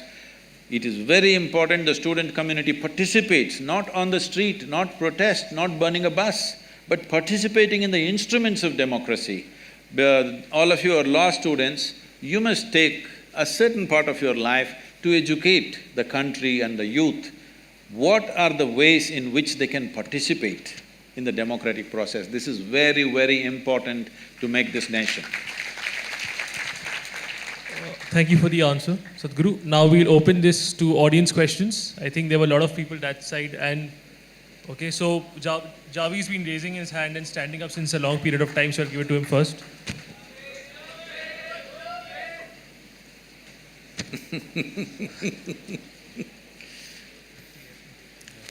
Please. Good afternoon, Sadhguruji. As an elder, as a guest, and as an achiever, you have my respect. Now, you've been talking about a lot of undernourishment in India, people who are undernourished. It is these very undernourished people that we have taken away the food from, their nutrition. And secondly, it is these minorities who are scared to, do things out of their own volition, exercise, their own autonomy because of the environment we have created. And you also talked about, how America, respects its national anthem. There have been several politically motivated stances taken by a lot of people whereby they decided not to respect the national anthem. No. They decided to respect in a different way. True. But there it's is a also… difference. By not standing up is the point here. I'm saying that, we have created an environment of coercion and violence here. And in solidarity, if we decide to, not do this because it seems like a politically motivated… Please, sir, the microphone. Because it seems like a politically motivated… we didn't hear decision. the last sentence. We have created an environment of coercion and violence in the society. All the people are being forced to do this against their autonomy. So in solidarity, if you decide to not stand for the national anthem, there are bigger things here. If you, I hope that was not a rhetorical when you asked us, is there a solution? Why should we, look for a higher ideal somewhere? Why can't we just, live with acceptance and tolerance instead? Respect these people's opinions. See, that's the idea. No. That's where the does solution. acceptance and tolerance and national anthem… I don't even understand. Where is the relationship? Because many people don't want to stand for the national anthem because it's probably against their beliefs. Or, they…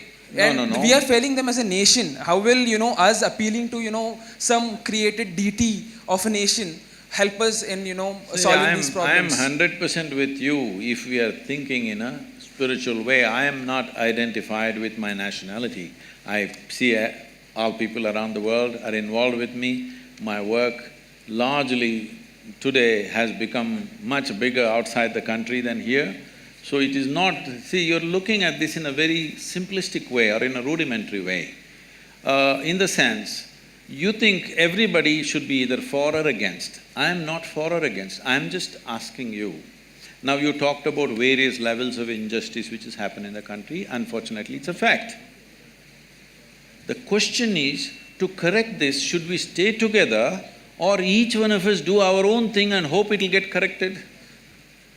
I'm just saying that the staying together can happen by acceptance and tolerance and not Yes, by... sir, but that's not happened, right?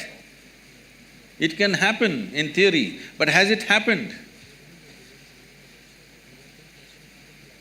I will tell you, if everybody turns spiritual, if they experience something beyond their body, beyond their mind and beyond their beliefs and everything, the whole world will become one. I know that and I'm working for that.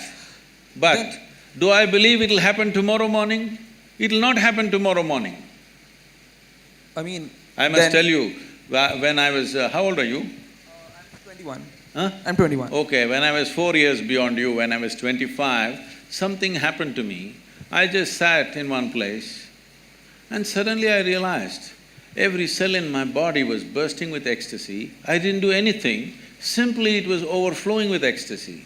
Then I realized, if you don't do anything, if you don't mess with anything in the body or in the mind, it just overflows with ecstasy by itself.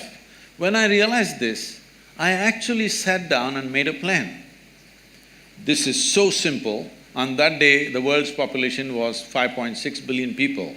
I made a calculation and said, in 2.5 years' time, I will make the whole world ecstatic because it doesn't need anything. If you just teach them how not to mess with themselves, they will all become ecstatic. I thought it's going to happen on that day. But look at me, 37 years, hey, you're not looking at me.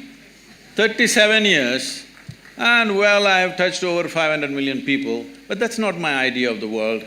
My idea of the world is 7.6 billion people. Now I know I will die as a failure, joyfully, but as a failure.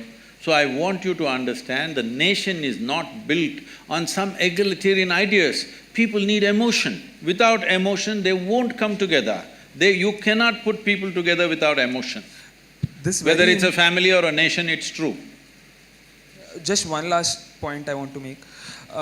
You have so much soft power as a celebrity and, as a, mystic who is well known throughout India. And the state at the same time is the state well.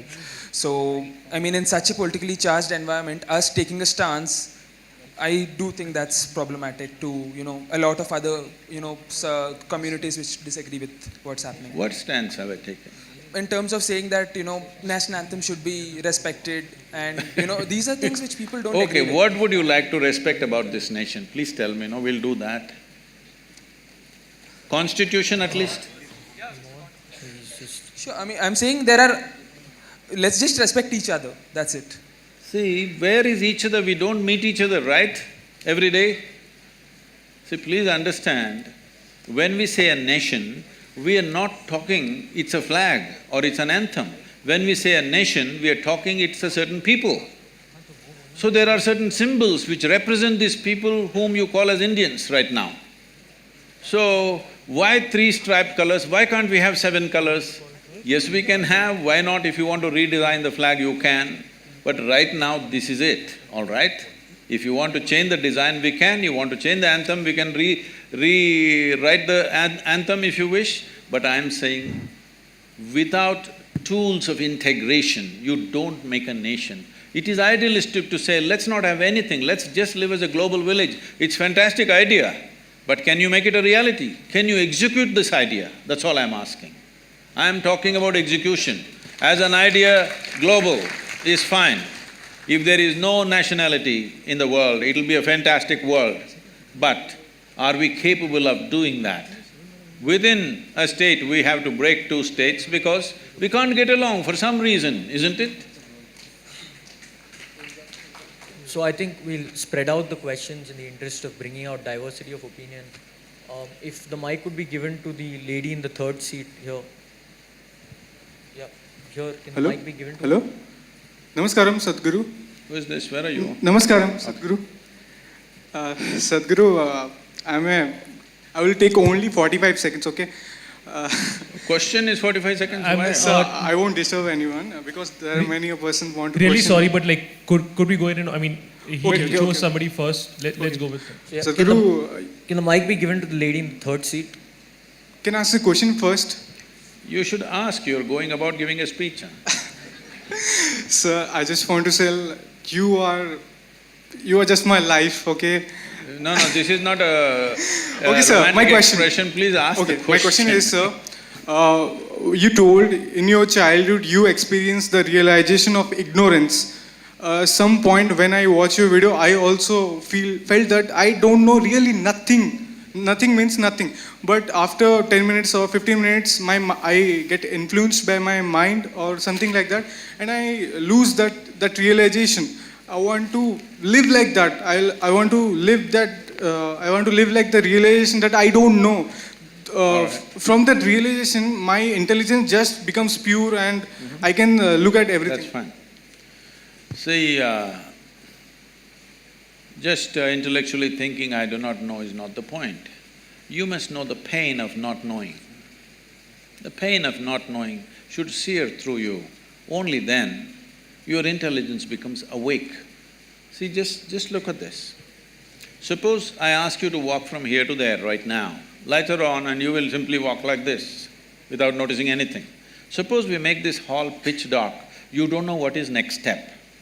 Will you walk? Everything alert, all your senses, intelligence, awareness, everything super alert, simply because you do not know where the next step is. So, I do not know is not an intellectual conclusion. It is the pain of not knowing. It must really sear through you, it won't let you sleep, it won't let you eat, it will keep you in a certain way. When it keeps you in that way, then you will see your intelligence stays awake and alert. In sleep and in wakefulness, it stays alert.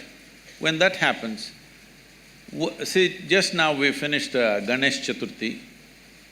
What Ganesh Chaturthi means is, it's all become all about eating now. We've made it like that because we only see Ganesha's big stomach these days and we are inspired by that.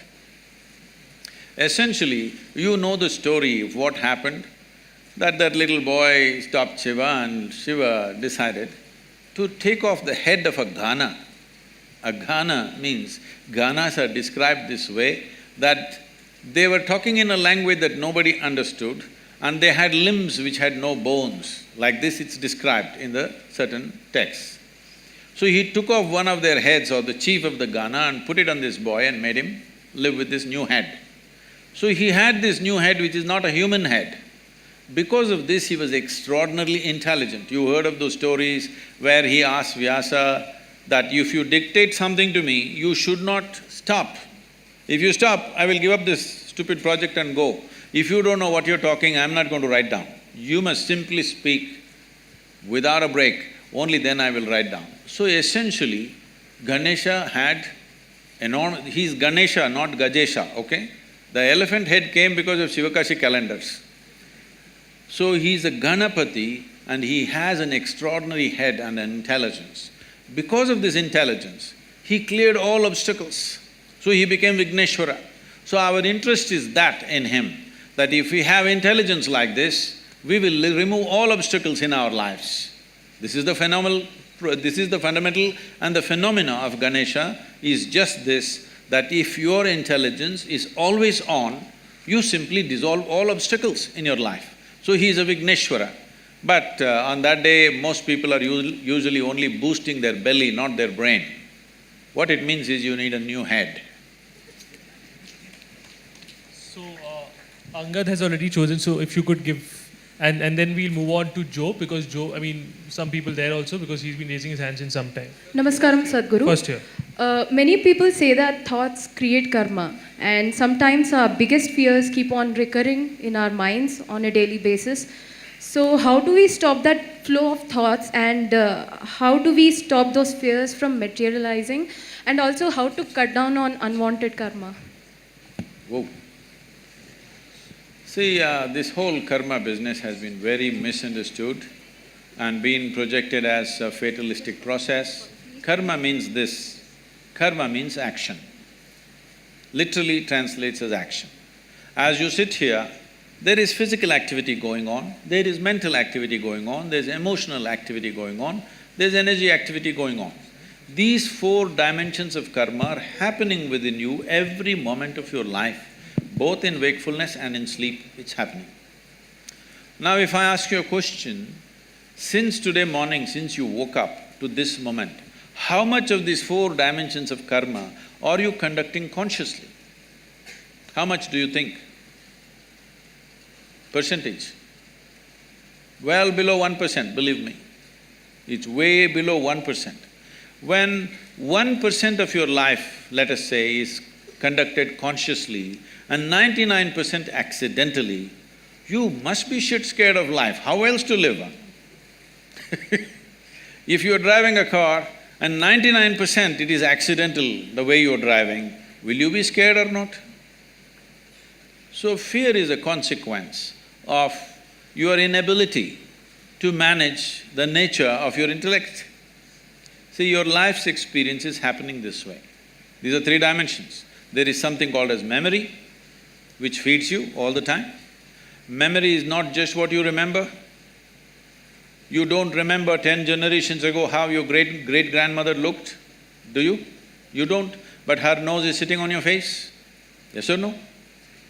You have genetic memory, you have evolutionary memory, you have karmic memory, articulate and inarticulate levels of memory. This entire thing is memory, head to toe. Every cell in the body is memory, isn't it? We can take one cell and create the whole of you, and that's how your parents also did. Just one cell, and see, you become like this. So, there is enormous amount of memory in this. This memory rules certain things, but there is a present experience. Memory is of the past, but the present is of experience, your ability to experience. If you want to experience anything, you must be conscious, you must be aware, only then you can experience. The future is an imagination. So memory, experience and imagination, it is between these three dimensions in which you exist. Memory you cannot change because it's already there. Present you don't have to change because that is also here right now. It's only the imagination which you can change. So what are you fearful about? Something that will happen or you think will happen, isn't it? Fear is always about something which does not exist right now, it's always about what will happen. So you are suffering that which does not exist. If you're suffering that which does not exist, there are psychiatric terms for that. Hello? Your only comfort is everybody is in the same state. That's how it is in asylum usually. Everybody is in the same condition. But right now people are in this condition, what happened 10 years ago they can still suffer, what may happen day after tomorrow they already suffer. They're suffering things which does not exist, simply because in your education system, you are studying about everything except how to manage this. If you do not know how to manage this, it doesn't matter how much nonsensical information you have gathered, it'll be not of much use to your life.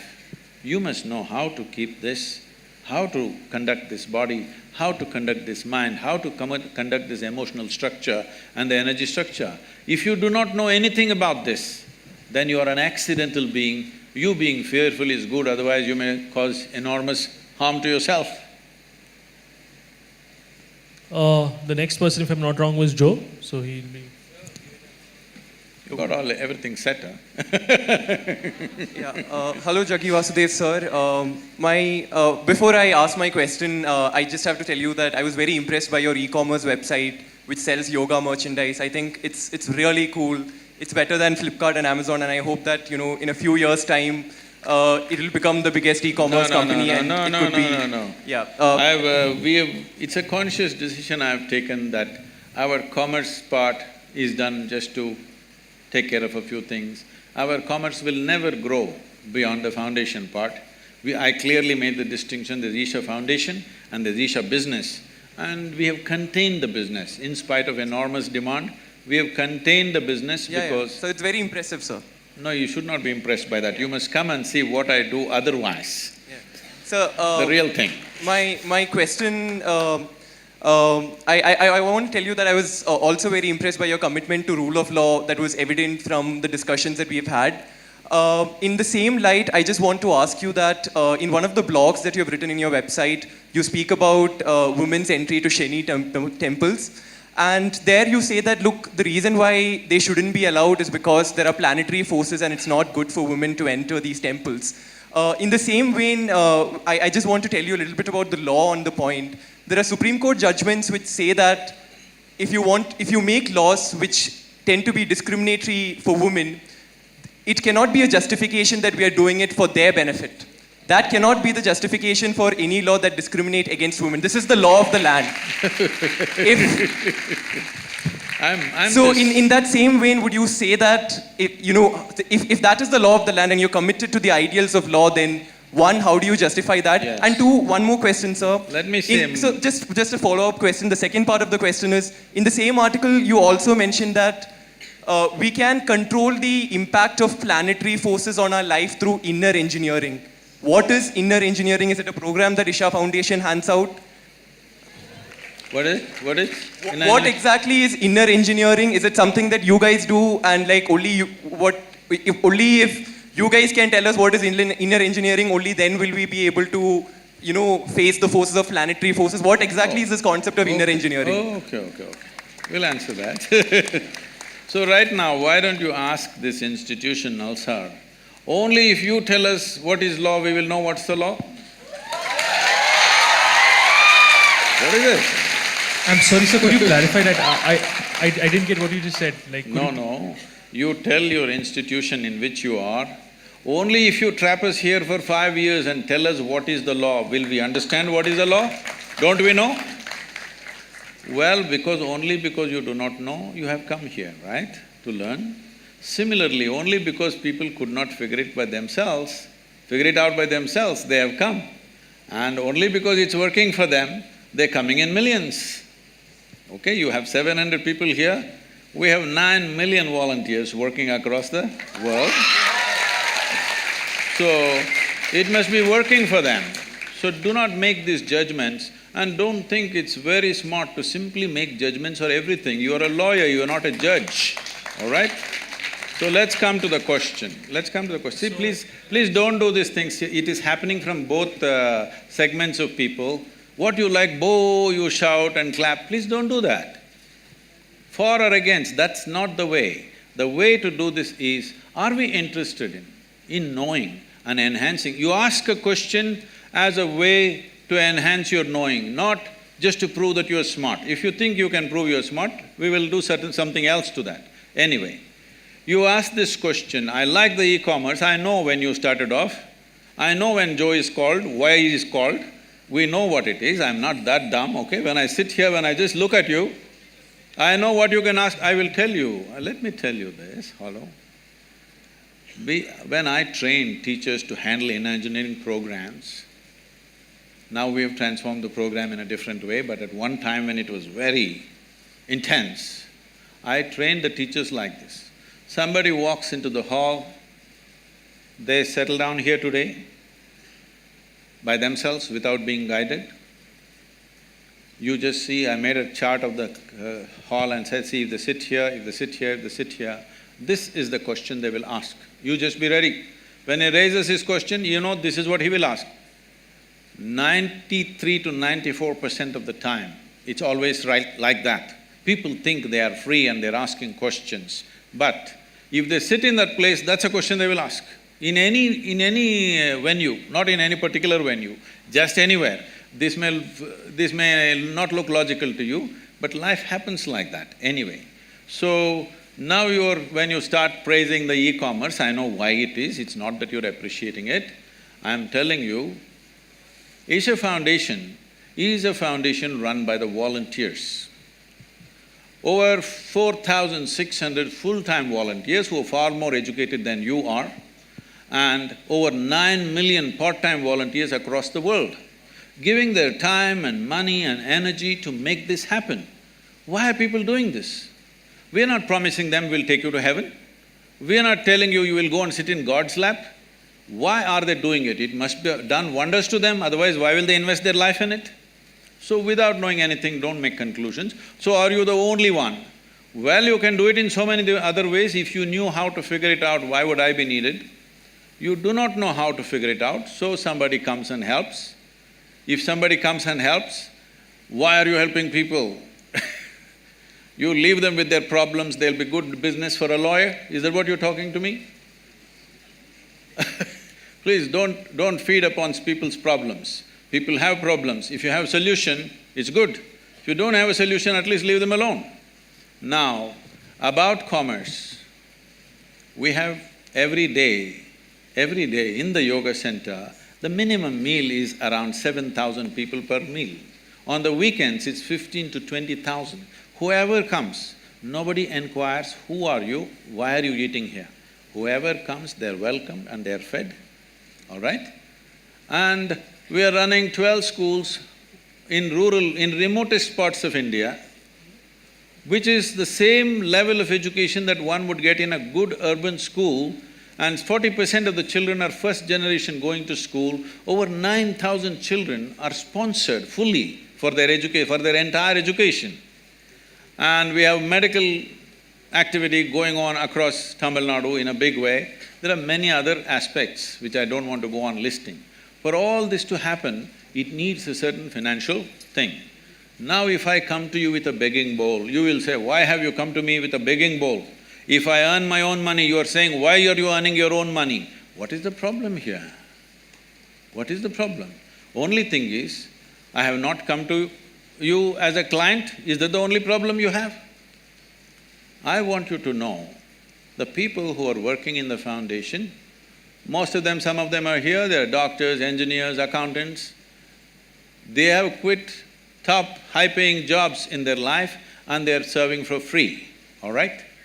Thousands of them. And you have something against them, please. It's not about me because I don't do all that work. People are doing all that work, including the website and the commerce. So just for the diversity of opinion, so that, as a moderator, I have to ask people from… Oh, women's rights, yes. About Shani Signapur. See, first of all, you have a misunderstanding that Indian temple is a place of prayer. Indian temple is not a place of prayer. I want you to know this. Different temples were built in different ways for specific purposes. Shani temple is built for occult purposes. Occult means, you know what's occult? What is the Telugu word for occult? What?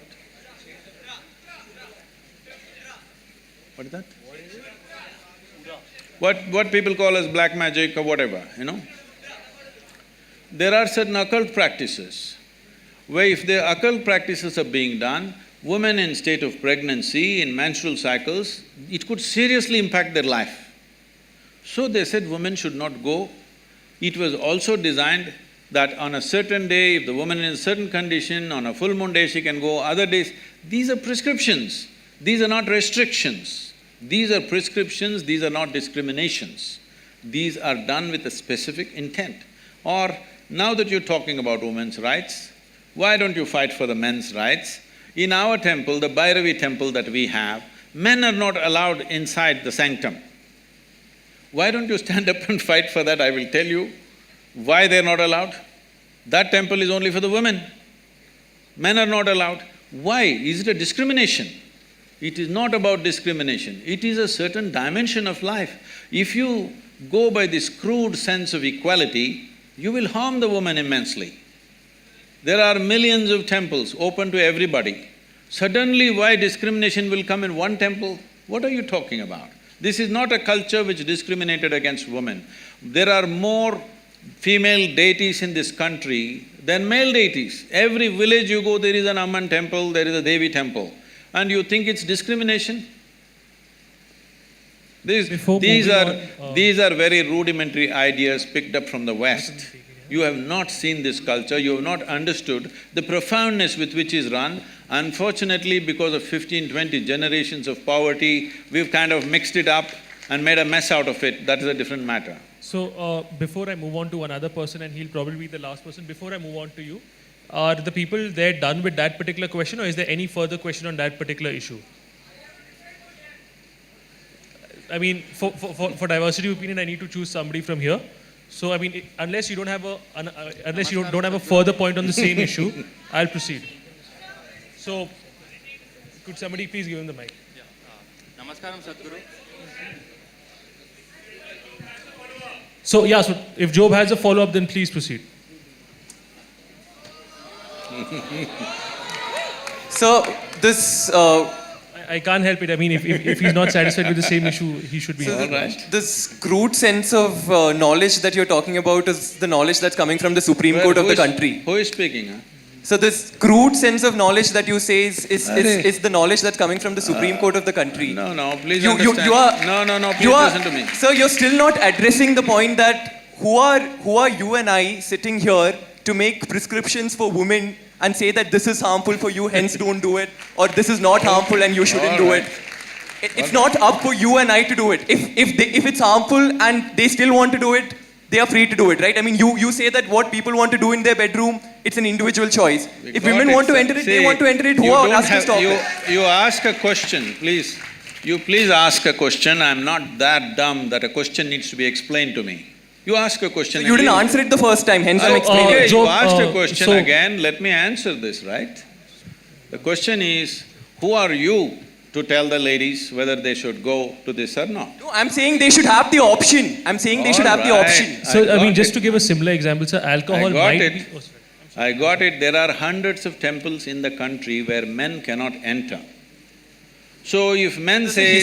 There's a history of discrimination that is a different matter. See, you're mixing up two things. It's There not is the same. unfortunate history of discrimination on all levels. That's a different matter that has to be settled in a different way. But when a specific aspect comes, if you want to rule out all the subtler aspects of life and just say this is it. Anyway, let me tell you this. This I'm on camera, let me tell you this, okay? Supreme Court is there to interpret the Constitution. It cannot create a new Constitution. Doesn't matter what are the powers of the court. It cannot create a new Constitution. It is only there to interpret the law the way it is. Am I right? You're all lawyers? Hello? That's debatable. That's debatable. When you debate that, there is going to be lots of problems because every pressure point, people will apply. Every motivated group will push for their own laws. If you create enough ruckus, some new law will happen. This should not happen. It is essentially within the framework of the Constitution, everything should happen. In the framework of the Constitution, there are laws where there are public places and there are private temples and private places of worship. How it should be done there is left to them. It is for them to decide how it happens. Is it happening simply because of a discrimination against a gender? If it is so, it must be struck down absolutely. But if there are other aspects to it, if you think you cannot consider anything else, then it's ridiculous. It becomes ridiculous. It's like saying, don't I have the right to enter the ladies' toilet? What nonsense is this? Do you need a law? You just need sense that you don't go there. Job, is your question answered? Or should No, I… it's not answered, but that's Then- okay. It's not answered. Shall we answer, Mr. Joe? okay, so… I'm okay. So there's a difference between a man not allowed to enter a woman's toilet and you using the same See, analogy. I'm not saying he's not allowed. A No. man who is a man will not enter. That's So- all I so said. So that's a really I think stupid we analogy can give that it- you're we can saying. give- So we are discussing the question of women's entry to temple and you're just one saying the second, reason why I'm they're sorry to not stop allowed. you. One Yes, second, sir. Subbu. I'm sorry, Please, so you can continue with your The question. problem, sir, Mr. Joe, you do not know the culture of this nation. You're talking simply activism Yeah, without because- knowing because the I'm culture of Catholic, this right? nation. Because in this country, in this culture, the idea of discrimination never arose. I want you to understand, even before other countries ever thought of even giving franchise to the woman, this country did not even debate whether women should have voting rights or not. It's simply there because in our culture we never thought so. So the discrimination, exploitation is there. I want you to understand, there is exploitation, there is no necessary discrimination. Exploitation is not just of the woman. Anybody who is weaker than you, people are exploiting, whether it's a man, woman or child. Why do you think everybody is beating the children? Just simply because they're small, not because they have a right to do it. So anything which is weaker than them, they are exploiting, not just women. Unfortunately, women have also been taken a much amount of beating in terms of exploitation. But do not misunderstand exploitation and discrimination in a fundamental way. Discrimination is a different aspect, exploitation is a different aspect. I think, Job, we can agree to disagree here and let's move on. There's one last question we'll be picking up. Yeah, Fine, so for the diversity of opinion, there's we'll somebody pick on that from the group. back. From the back there, can the mic be given to? Okay. So, there's somebody can you from another take group and then who one will last take- question from the back? Yeah, okay. Yeah. Good afternoon. Society is celebrating legalization of homosexuality when it can't even accept intercaste marriages. What? Society is celebrating legalization of homosexuality when it can't even accept intercaste marriages. See, the thing is… And I got it. Sadhguru, Yes. being a science student, I have a small question. No, let's finish this. No, just something. One person, one question, I thought. Yeah, it's small. Can Just- we please answer yeah. one by one, so then there's no confusion. To maintain, in this evolution, to maintain the genetic variability, the sex or marriage should happen between different groups of people and different communities. But due to this intercaste thing which is in our society, the marriages are happening between the same community, that is the same caste people, which leads to the further species makes this… We got the question. Yeah, please. got it. We got Please it. answer. And sir, you have done rally for Save for No, Rivers. and leave that, please. Please do remove this intercaste technique in this society. Okay. So, this is related to Joe's question, in a way, in the sense, see, we must understand this. Unfortunately, most human beings are in this condition. If they find somebody who are little weaker than them, they will see how to extract something out of them, how to dominate them, how to do these things. This is coming to you from your childhood, from your school, that you want to be number one, parents are telling you this, everybody is telling you this. So always want to be on top of somebody. So with this, if a blacksmith thinks, a goldsmith thinks a blacksmith is inferior to him, unfortunately, though a blacksmith's work is more useful than a goldsmith's work for making of a society. So like this, simple professional differences, we have made it into horrible discriminations in this country, because this is an ancient culture, lived in the same place for thousands of years. People learned how to organize their exploitation against each other. They managed to organize this.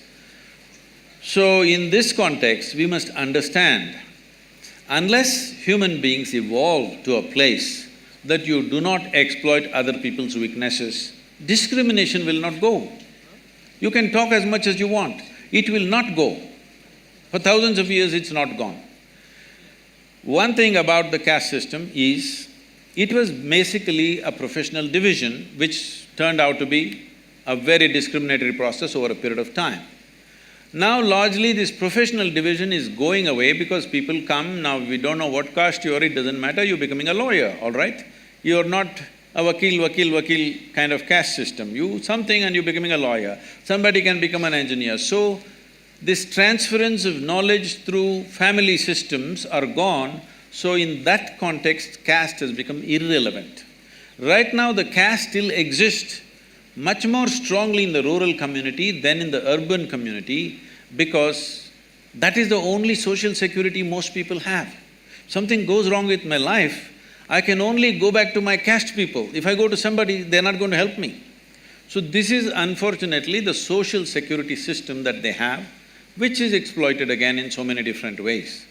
Unless we develop a universal social security system in this country, that every human being has a net to fall back on, caste will not go. Once the universal social security comes, you will see caste will naturally die a death. You don't even have to fight it, it'll just go away. Once this social security is there for the human being. The reason why it's gone in educated and well-to-do people is because they have their own security. They don't have to go back to their caste. But the poorer people in rural India, for them the only security is their caste, their clan. You can only go back to your mama or your somebody else or whatever else. You can't go to a strange person and ask for help. So we have to make the society where every human being feels secure in the country. Only then you can remove this, otherwise you cannot remove. People are thinking this is just based on discrimination. No, discrimination is coming because wherever somebody is weaker, somebody is exploiting them. This is not caste, this is not gender, wherever, whoever they can get, they will exploit, all right? Why women and children take the beating is because they're little physically weaker. That's the only reason. Not because they're against the women or against the children, simply because we have still not evolved out of this, that we will treat the strong and the weak the same way. This has not come into us. This will not come because you fight something. This has to come by evolving the society, by evolving individual human beings, otherwise it will not happen. Thank you for the answer, sir. So the team has been the team has been signaling to us that we should have finished this about 10-15 minutes ago. That being said, there seem to be a lot of interested people who've been raising their hands up. If you're fine with some more questions, we can proceed. Otherwise, we can… It's completely your choice. If you're okay, I'm okay, sir. You are the boss today. No, so sir, it's your decision. No, sir, you are the moderator. They have been signaling. If you to say us answer the questions, I will. If you say please leave, I will leave. What we can do is we can take 3 final questions and then… So, I mean, from all 3 sides, like… Can the mic be passed on to the back rows there? Hello? The back rows there. I will pass the it left. on once I'm done with my question. Where's the mic? Please speak now. Once you have the microphone, please ask Hi. the question. Hello, Sadhguru. I'm Shrikari, and I'm running an NGO for underprivileged children right now. And I've sort of decided for myself that this is what I want to dedicate my life for, which is serving the society. So I have 3 questions for you. The first is, being a social entrepreneur yourself, how do you think I should prepare myself for the rest of my life to be dedicated to this cause? And second thing, you've mentioned a lot of issues, for example, malnutrition, and there is intolerance, and there is so many issues. So which issue do you think that our generation should target in order to get the best effect out of it? And thirdly, do you have any sort of program that can help our students who are doing this kind of an effort, because we don't have the kind of power or exposure to reach the kind of levels that you can? If any of you have… Please sit down. If any of you have, as she said, if you have similar intentions that you want to take up a social cause and make it happen, well, you asked me, which should we take it up? In my focus right now is nourishment, education, ecology. These are the 3 things which are crucial for this nation. If these 3 things happen, all the other problems will get sorted out by themselves. If you start attacking small problems which are in the country, which are plenty, not 1 or 2, they're in hundreds, small issues which we are picking up, believe me, you will not solve the problem, you will only have the satisfaction of fighting for something. Don't fight for something, we have enough fight going on, we've seen enough fights forever. It's important, this country must be well-nourished, fundamental education must happen, and ecologically we must take some quick steps, because this is an area which we cannot reverse very easily. It may take decades or even centuries sometimes to turn it back, depending upon the kind of damage we cause. These 3 dimensions if we take care, all the other issues that you're mentioning, many other issues, small issues, I am not saying they're not important, but if you take up those causes right now, you will not have a good foundation, but you will build a superstructure which will anyway collapse after some time. So these are 3 fundamentals. If anybody who has such intentions, if you want, you come to us free of cost, we will train you for 1 or 2 or 3 months. Right now, we are… somebody mentioned Rally for Rivers, we are training hundreds of youth for over 6 months about the ecological aspect, how they can take it up in their own area, full depth and dimension of the problem and how they should handle it, how they should deal with the governments, how they should deal with the people and the situation on the ground, how to manage this, like this. So for these 3 aspects, if you're taking up nourishment or education or ecology, we can train you. Above all, if you're going into social activity, I've seen so many people, particularly Indians who are settled in United States, after working there for 10, 15 years, when they've made a certain amount of money, quite a few of them get this urge they want to come back to their village and do something. I'm telling you, almost 90% of them return absolutely frustrated, not able to doing anything, and lost their money, lost their job, this kind of situation. Simply because India is a complex thing to deal with. One has to be in a certain state of… First thing is to understand, another thing is how you are. If you are the kind who are going to get freaked and disturbed by everything happening negatively around you, then you should not get into it because they're going to freak the hell out of you on a daily basis. It doesn't matter how much work you do, you will only face abuse and accusations, and people will file cases against you, they will protest against you, all kinds of things. So it's very important you make yourself in such a way, what you want in your life, what you want to create, in which way you want to make a difference, that is more important than everything else. Every day volunteers who are working for us come up to me and say, Sadhguru, I can't work with this person is horrible, I can't do this. So I tell them, see, in this world, this is how people are. Like this, like that, like that, like that, this is how they are. If you think what you're doing is of such importance, you work with these people. If you want to work with ideal people, go to heaven and today. Yes. So you will have to work with all sorts of people, otherwise you can't do this. Yeah, so the individual in the red t-shirt is been asked since some time, then we will move to the right. That will be the last one, the one over here will be the last one. So, Sadhguru, we have two questions. One at a time, I'm a simple guy. Yeah, so first I'll ask and then one more. So, firstly, you said that from your years of practice and looking at people, you can just look at somebody and tell their past, present and future. Now, we'd really appreciate it if you could look at me and tell my past and present. Anything. No, I am not an astrologer for you. No, astrologer would be somebody who sees the future. I'm asking you only to see my past and present. Astrologers also talk about the past to get the market oriented, all right? I am not in that profession. So when you say you're a mystic, what exactly do you mean? When your first answer to his question about first impressions was that you can see the past and the present, while all of us mortals over here won't be able to do the same thing.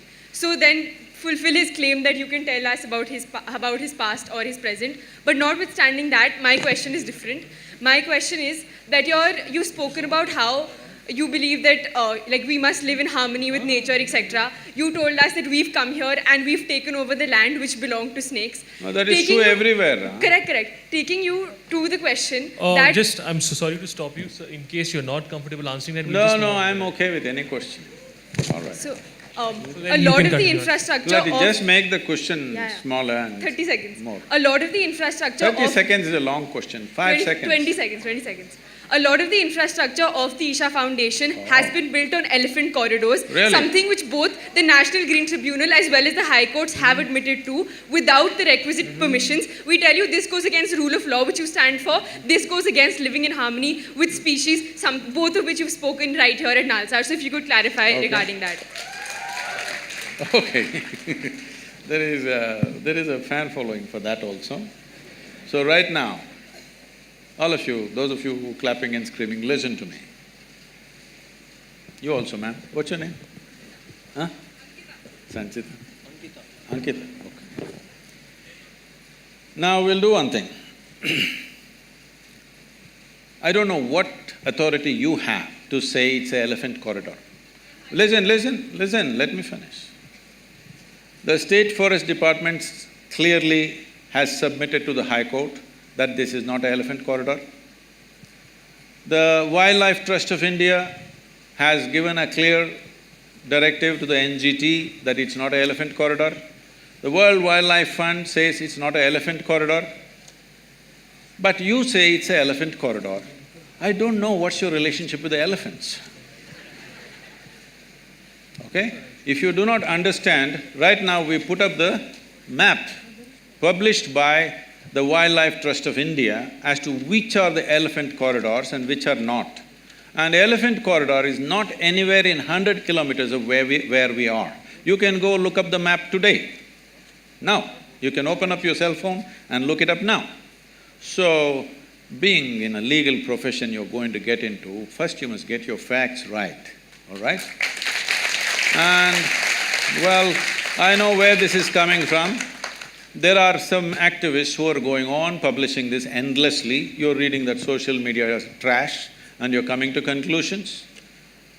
Anyway, I want you to know, today if I want, by tomorrow evening, I can file 100 cases against you, all kinds of things. It's for you to come out of it in the next 20 years. This is the country you're living in, I want you to know. So, it doesn't matter, I will tell you further. For continuously, I've been accused of raising a rainforest. Which is that rainforest? Where was it? Please show it to me. There is no such forest, so they've kept quiet now because I asked these questions.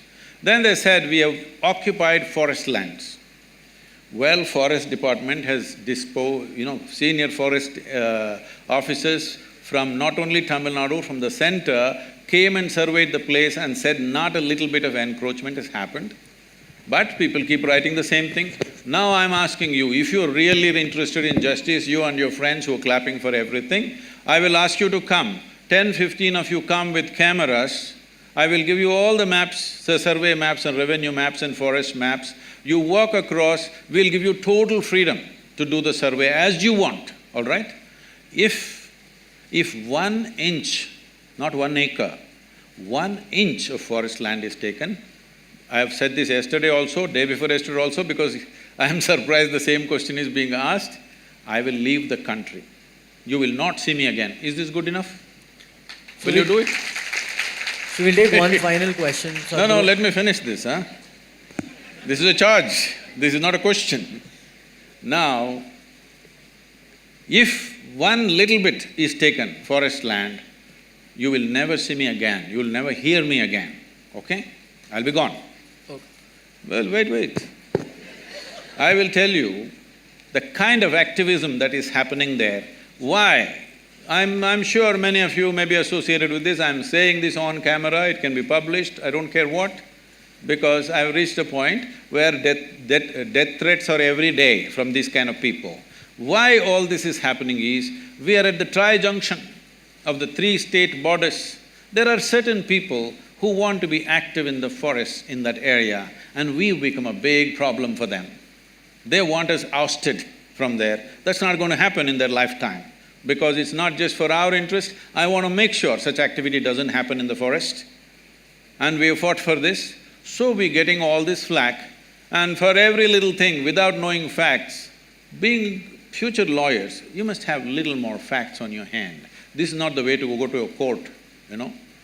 This is not the way to go to a court. You must go with facts. If you are not looking at being a lawyer as just as a business, but as a way of serving people and bringing justice to people, this is not the way to go. I will tell you further. You have seen the image of Adiyogi? Yes. A whole campaign has been made. They showed images of some forest and how the entire thing was raised to put up Adiyogi statue. So we put out the Google Maps. Before we bought the land, how it was, how it is today. Today this technology, you can't go on lying forever. Once we put up the Google Maps, they became quiet. So Google Maps are of 2006. They said before that there was a forest. So I said, do one thing, from 1960s, okay, or before I was born, 1940s, you take the revenue map. I will give you all the survey numbers in which we are. See what were the crops which were grown, for what taxes people have paid. Revenue records are there, Google Maps are there, you can't be just lying to yourself endlessly. And I will tell you how much prejudice is there. A certain group of people with government officials and a collector comes to visit the Adiyogi statue. One official, not a low-level official, a mid-level official, says they have built a factory shed without permission. So collector asks, where is the factory shed? He points at Adiyogi and says, this is the factory shed. He's surprised, is this a factory shed you are saying? This is a monument? They've taken permission for a monument. No, in my opinion, this is a factory shed. Inside there are metal members and outside there is a metal skin, so it is a factory shed. Tell me, who will call the image of… If there is an image of Adiyogi, can you put it up? Who will call this a factory shed? Please look it up. Please look it up on the website. You look at the Adiyogi, it is on the Guinness record for the largest face on the planet. And now somebody describes this as a factory shed and wants to file a case on us. I want you to know who is this person who calls Adiyogi a factory shed and what is the intention and what is the purpose of such a comment. Who they are and what they are motivated by. You must look at it. Yes or no? Please look at it. And I'm telling you, the reason all this has started is because of the tri-junction. One mistake we have done, if it's a mistake, I don't think it's a mistake personally, but legally it's a mistake, is they did not give us a particular officer who was sitting. It's all become religious in this country. A particular officer who is sitting there does not give us a no objection certificate, even though we fulfill all the legalities for 4.5 years. Nothing happening. I said, go ahead and build. We had everything else, only one department we don't have, no objection. First, why the hell do you have an objection when I'm investing and building infrastructure for this country and for the people? What's your problem? But they have a problem. No objection certificate takes 4.5 years and they don't give an explanation why they have an objection. There is not a single reply. So I said, go ahead and build. So we built 2 buildings without that one no objection. Using that, they filed multiple cases on us. But now, the government has given us permission for that also. It's been regularized, they asked us to pay a penalty, we paid, and we regularized all that. There's not one illegal structure there, and we are not on the elephant corridor. Please get your facts checked properly. Okay. One last question, the man in the blue shirt. And now that right you in the raised front. this question, I must finish this. Now that you raised this question and you charge me with this, if what you have said is not true, please go on the social media and say, I've been talking rubbish without knowing what are the facts.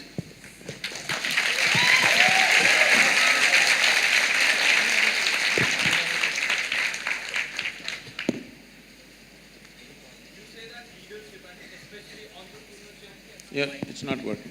Give us… Mike. give the… Is it… You say that leadership and especially entrepreneurship and enterprises is very much needed for the growth of this nation.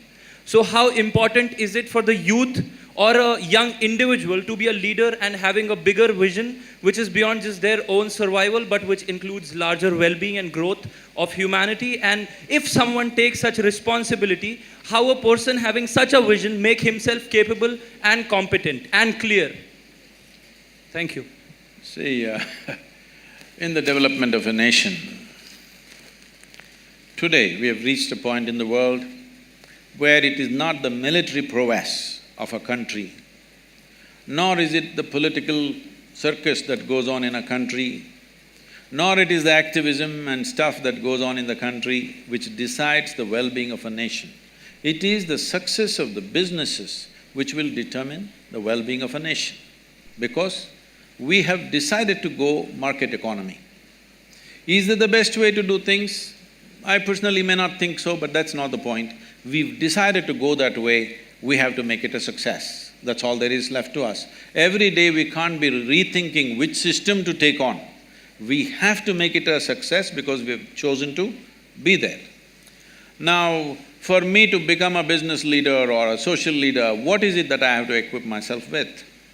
Well, that now famous inner engineering, that's the first thing you must do, because if you are not equipped to handle various uncertainties in life, if outside situations are going to determine what happens within you, then you should not enter into that kind of ventures because life will freak the hell out of you.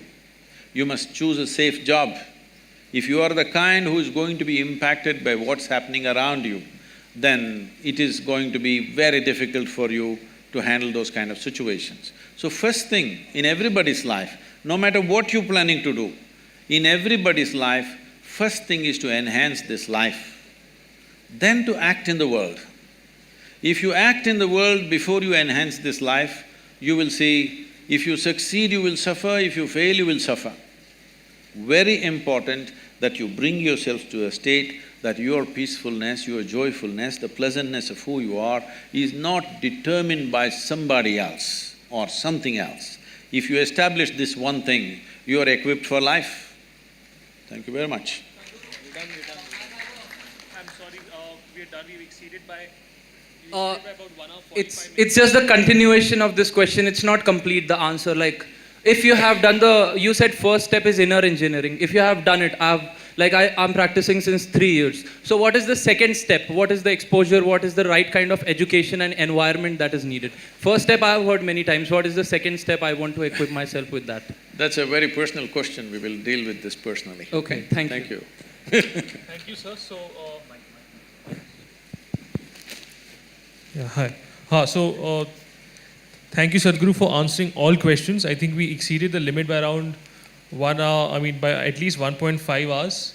Oh. So, thank you for, patiently answering all questions from all different people.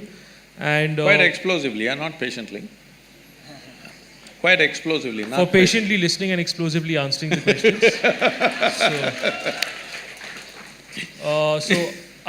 I hope the people in the audience, experience an insightful lecture or an insightful conversation. And for individuals who could not otherwise ask, I think you have a social media page. Yes. So you could send it there, but due to limitations of time, we can't ask any more questions. What we did try was that individuals from different groups and backgrounds could ask questions. So that was our purpose. So I think we're done. So, thank you a lot, Sadhguru. Thank you very much.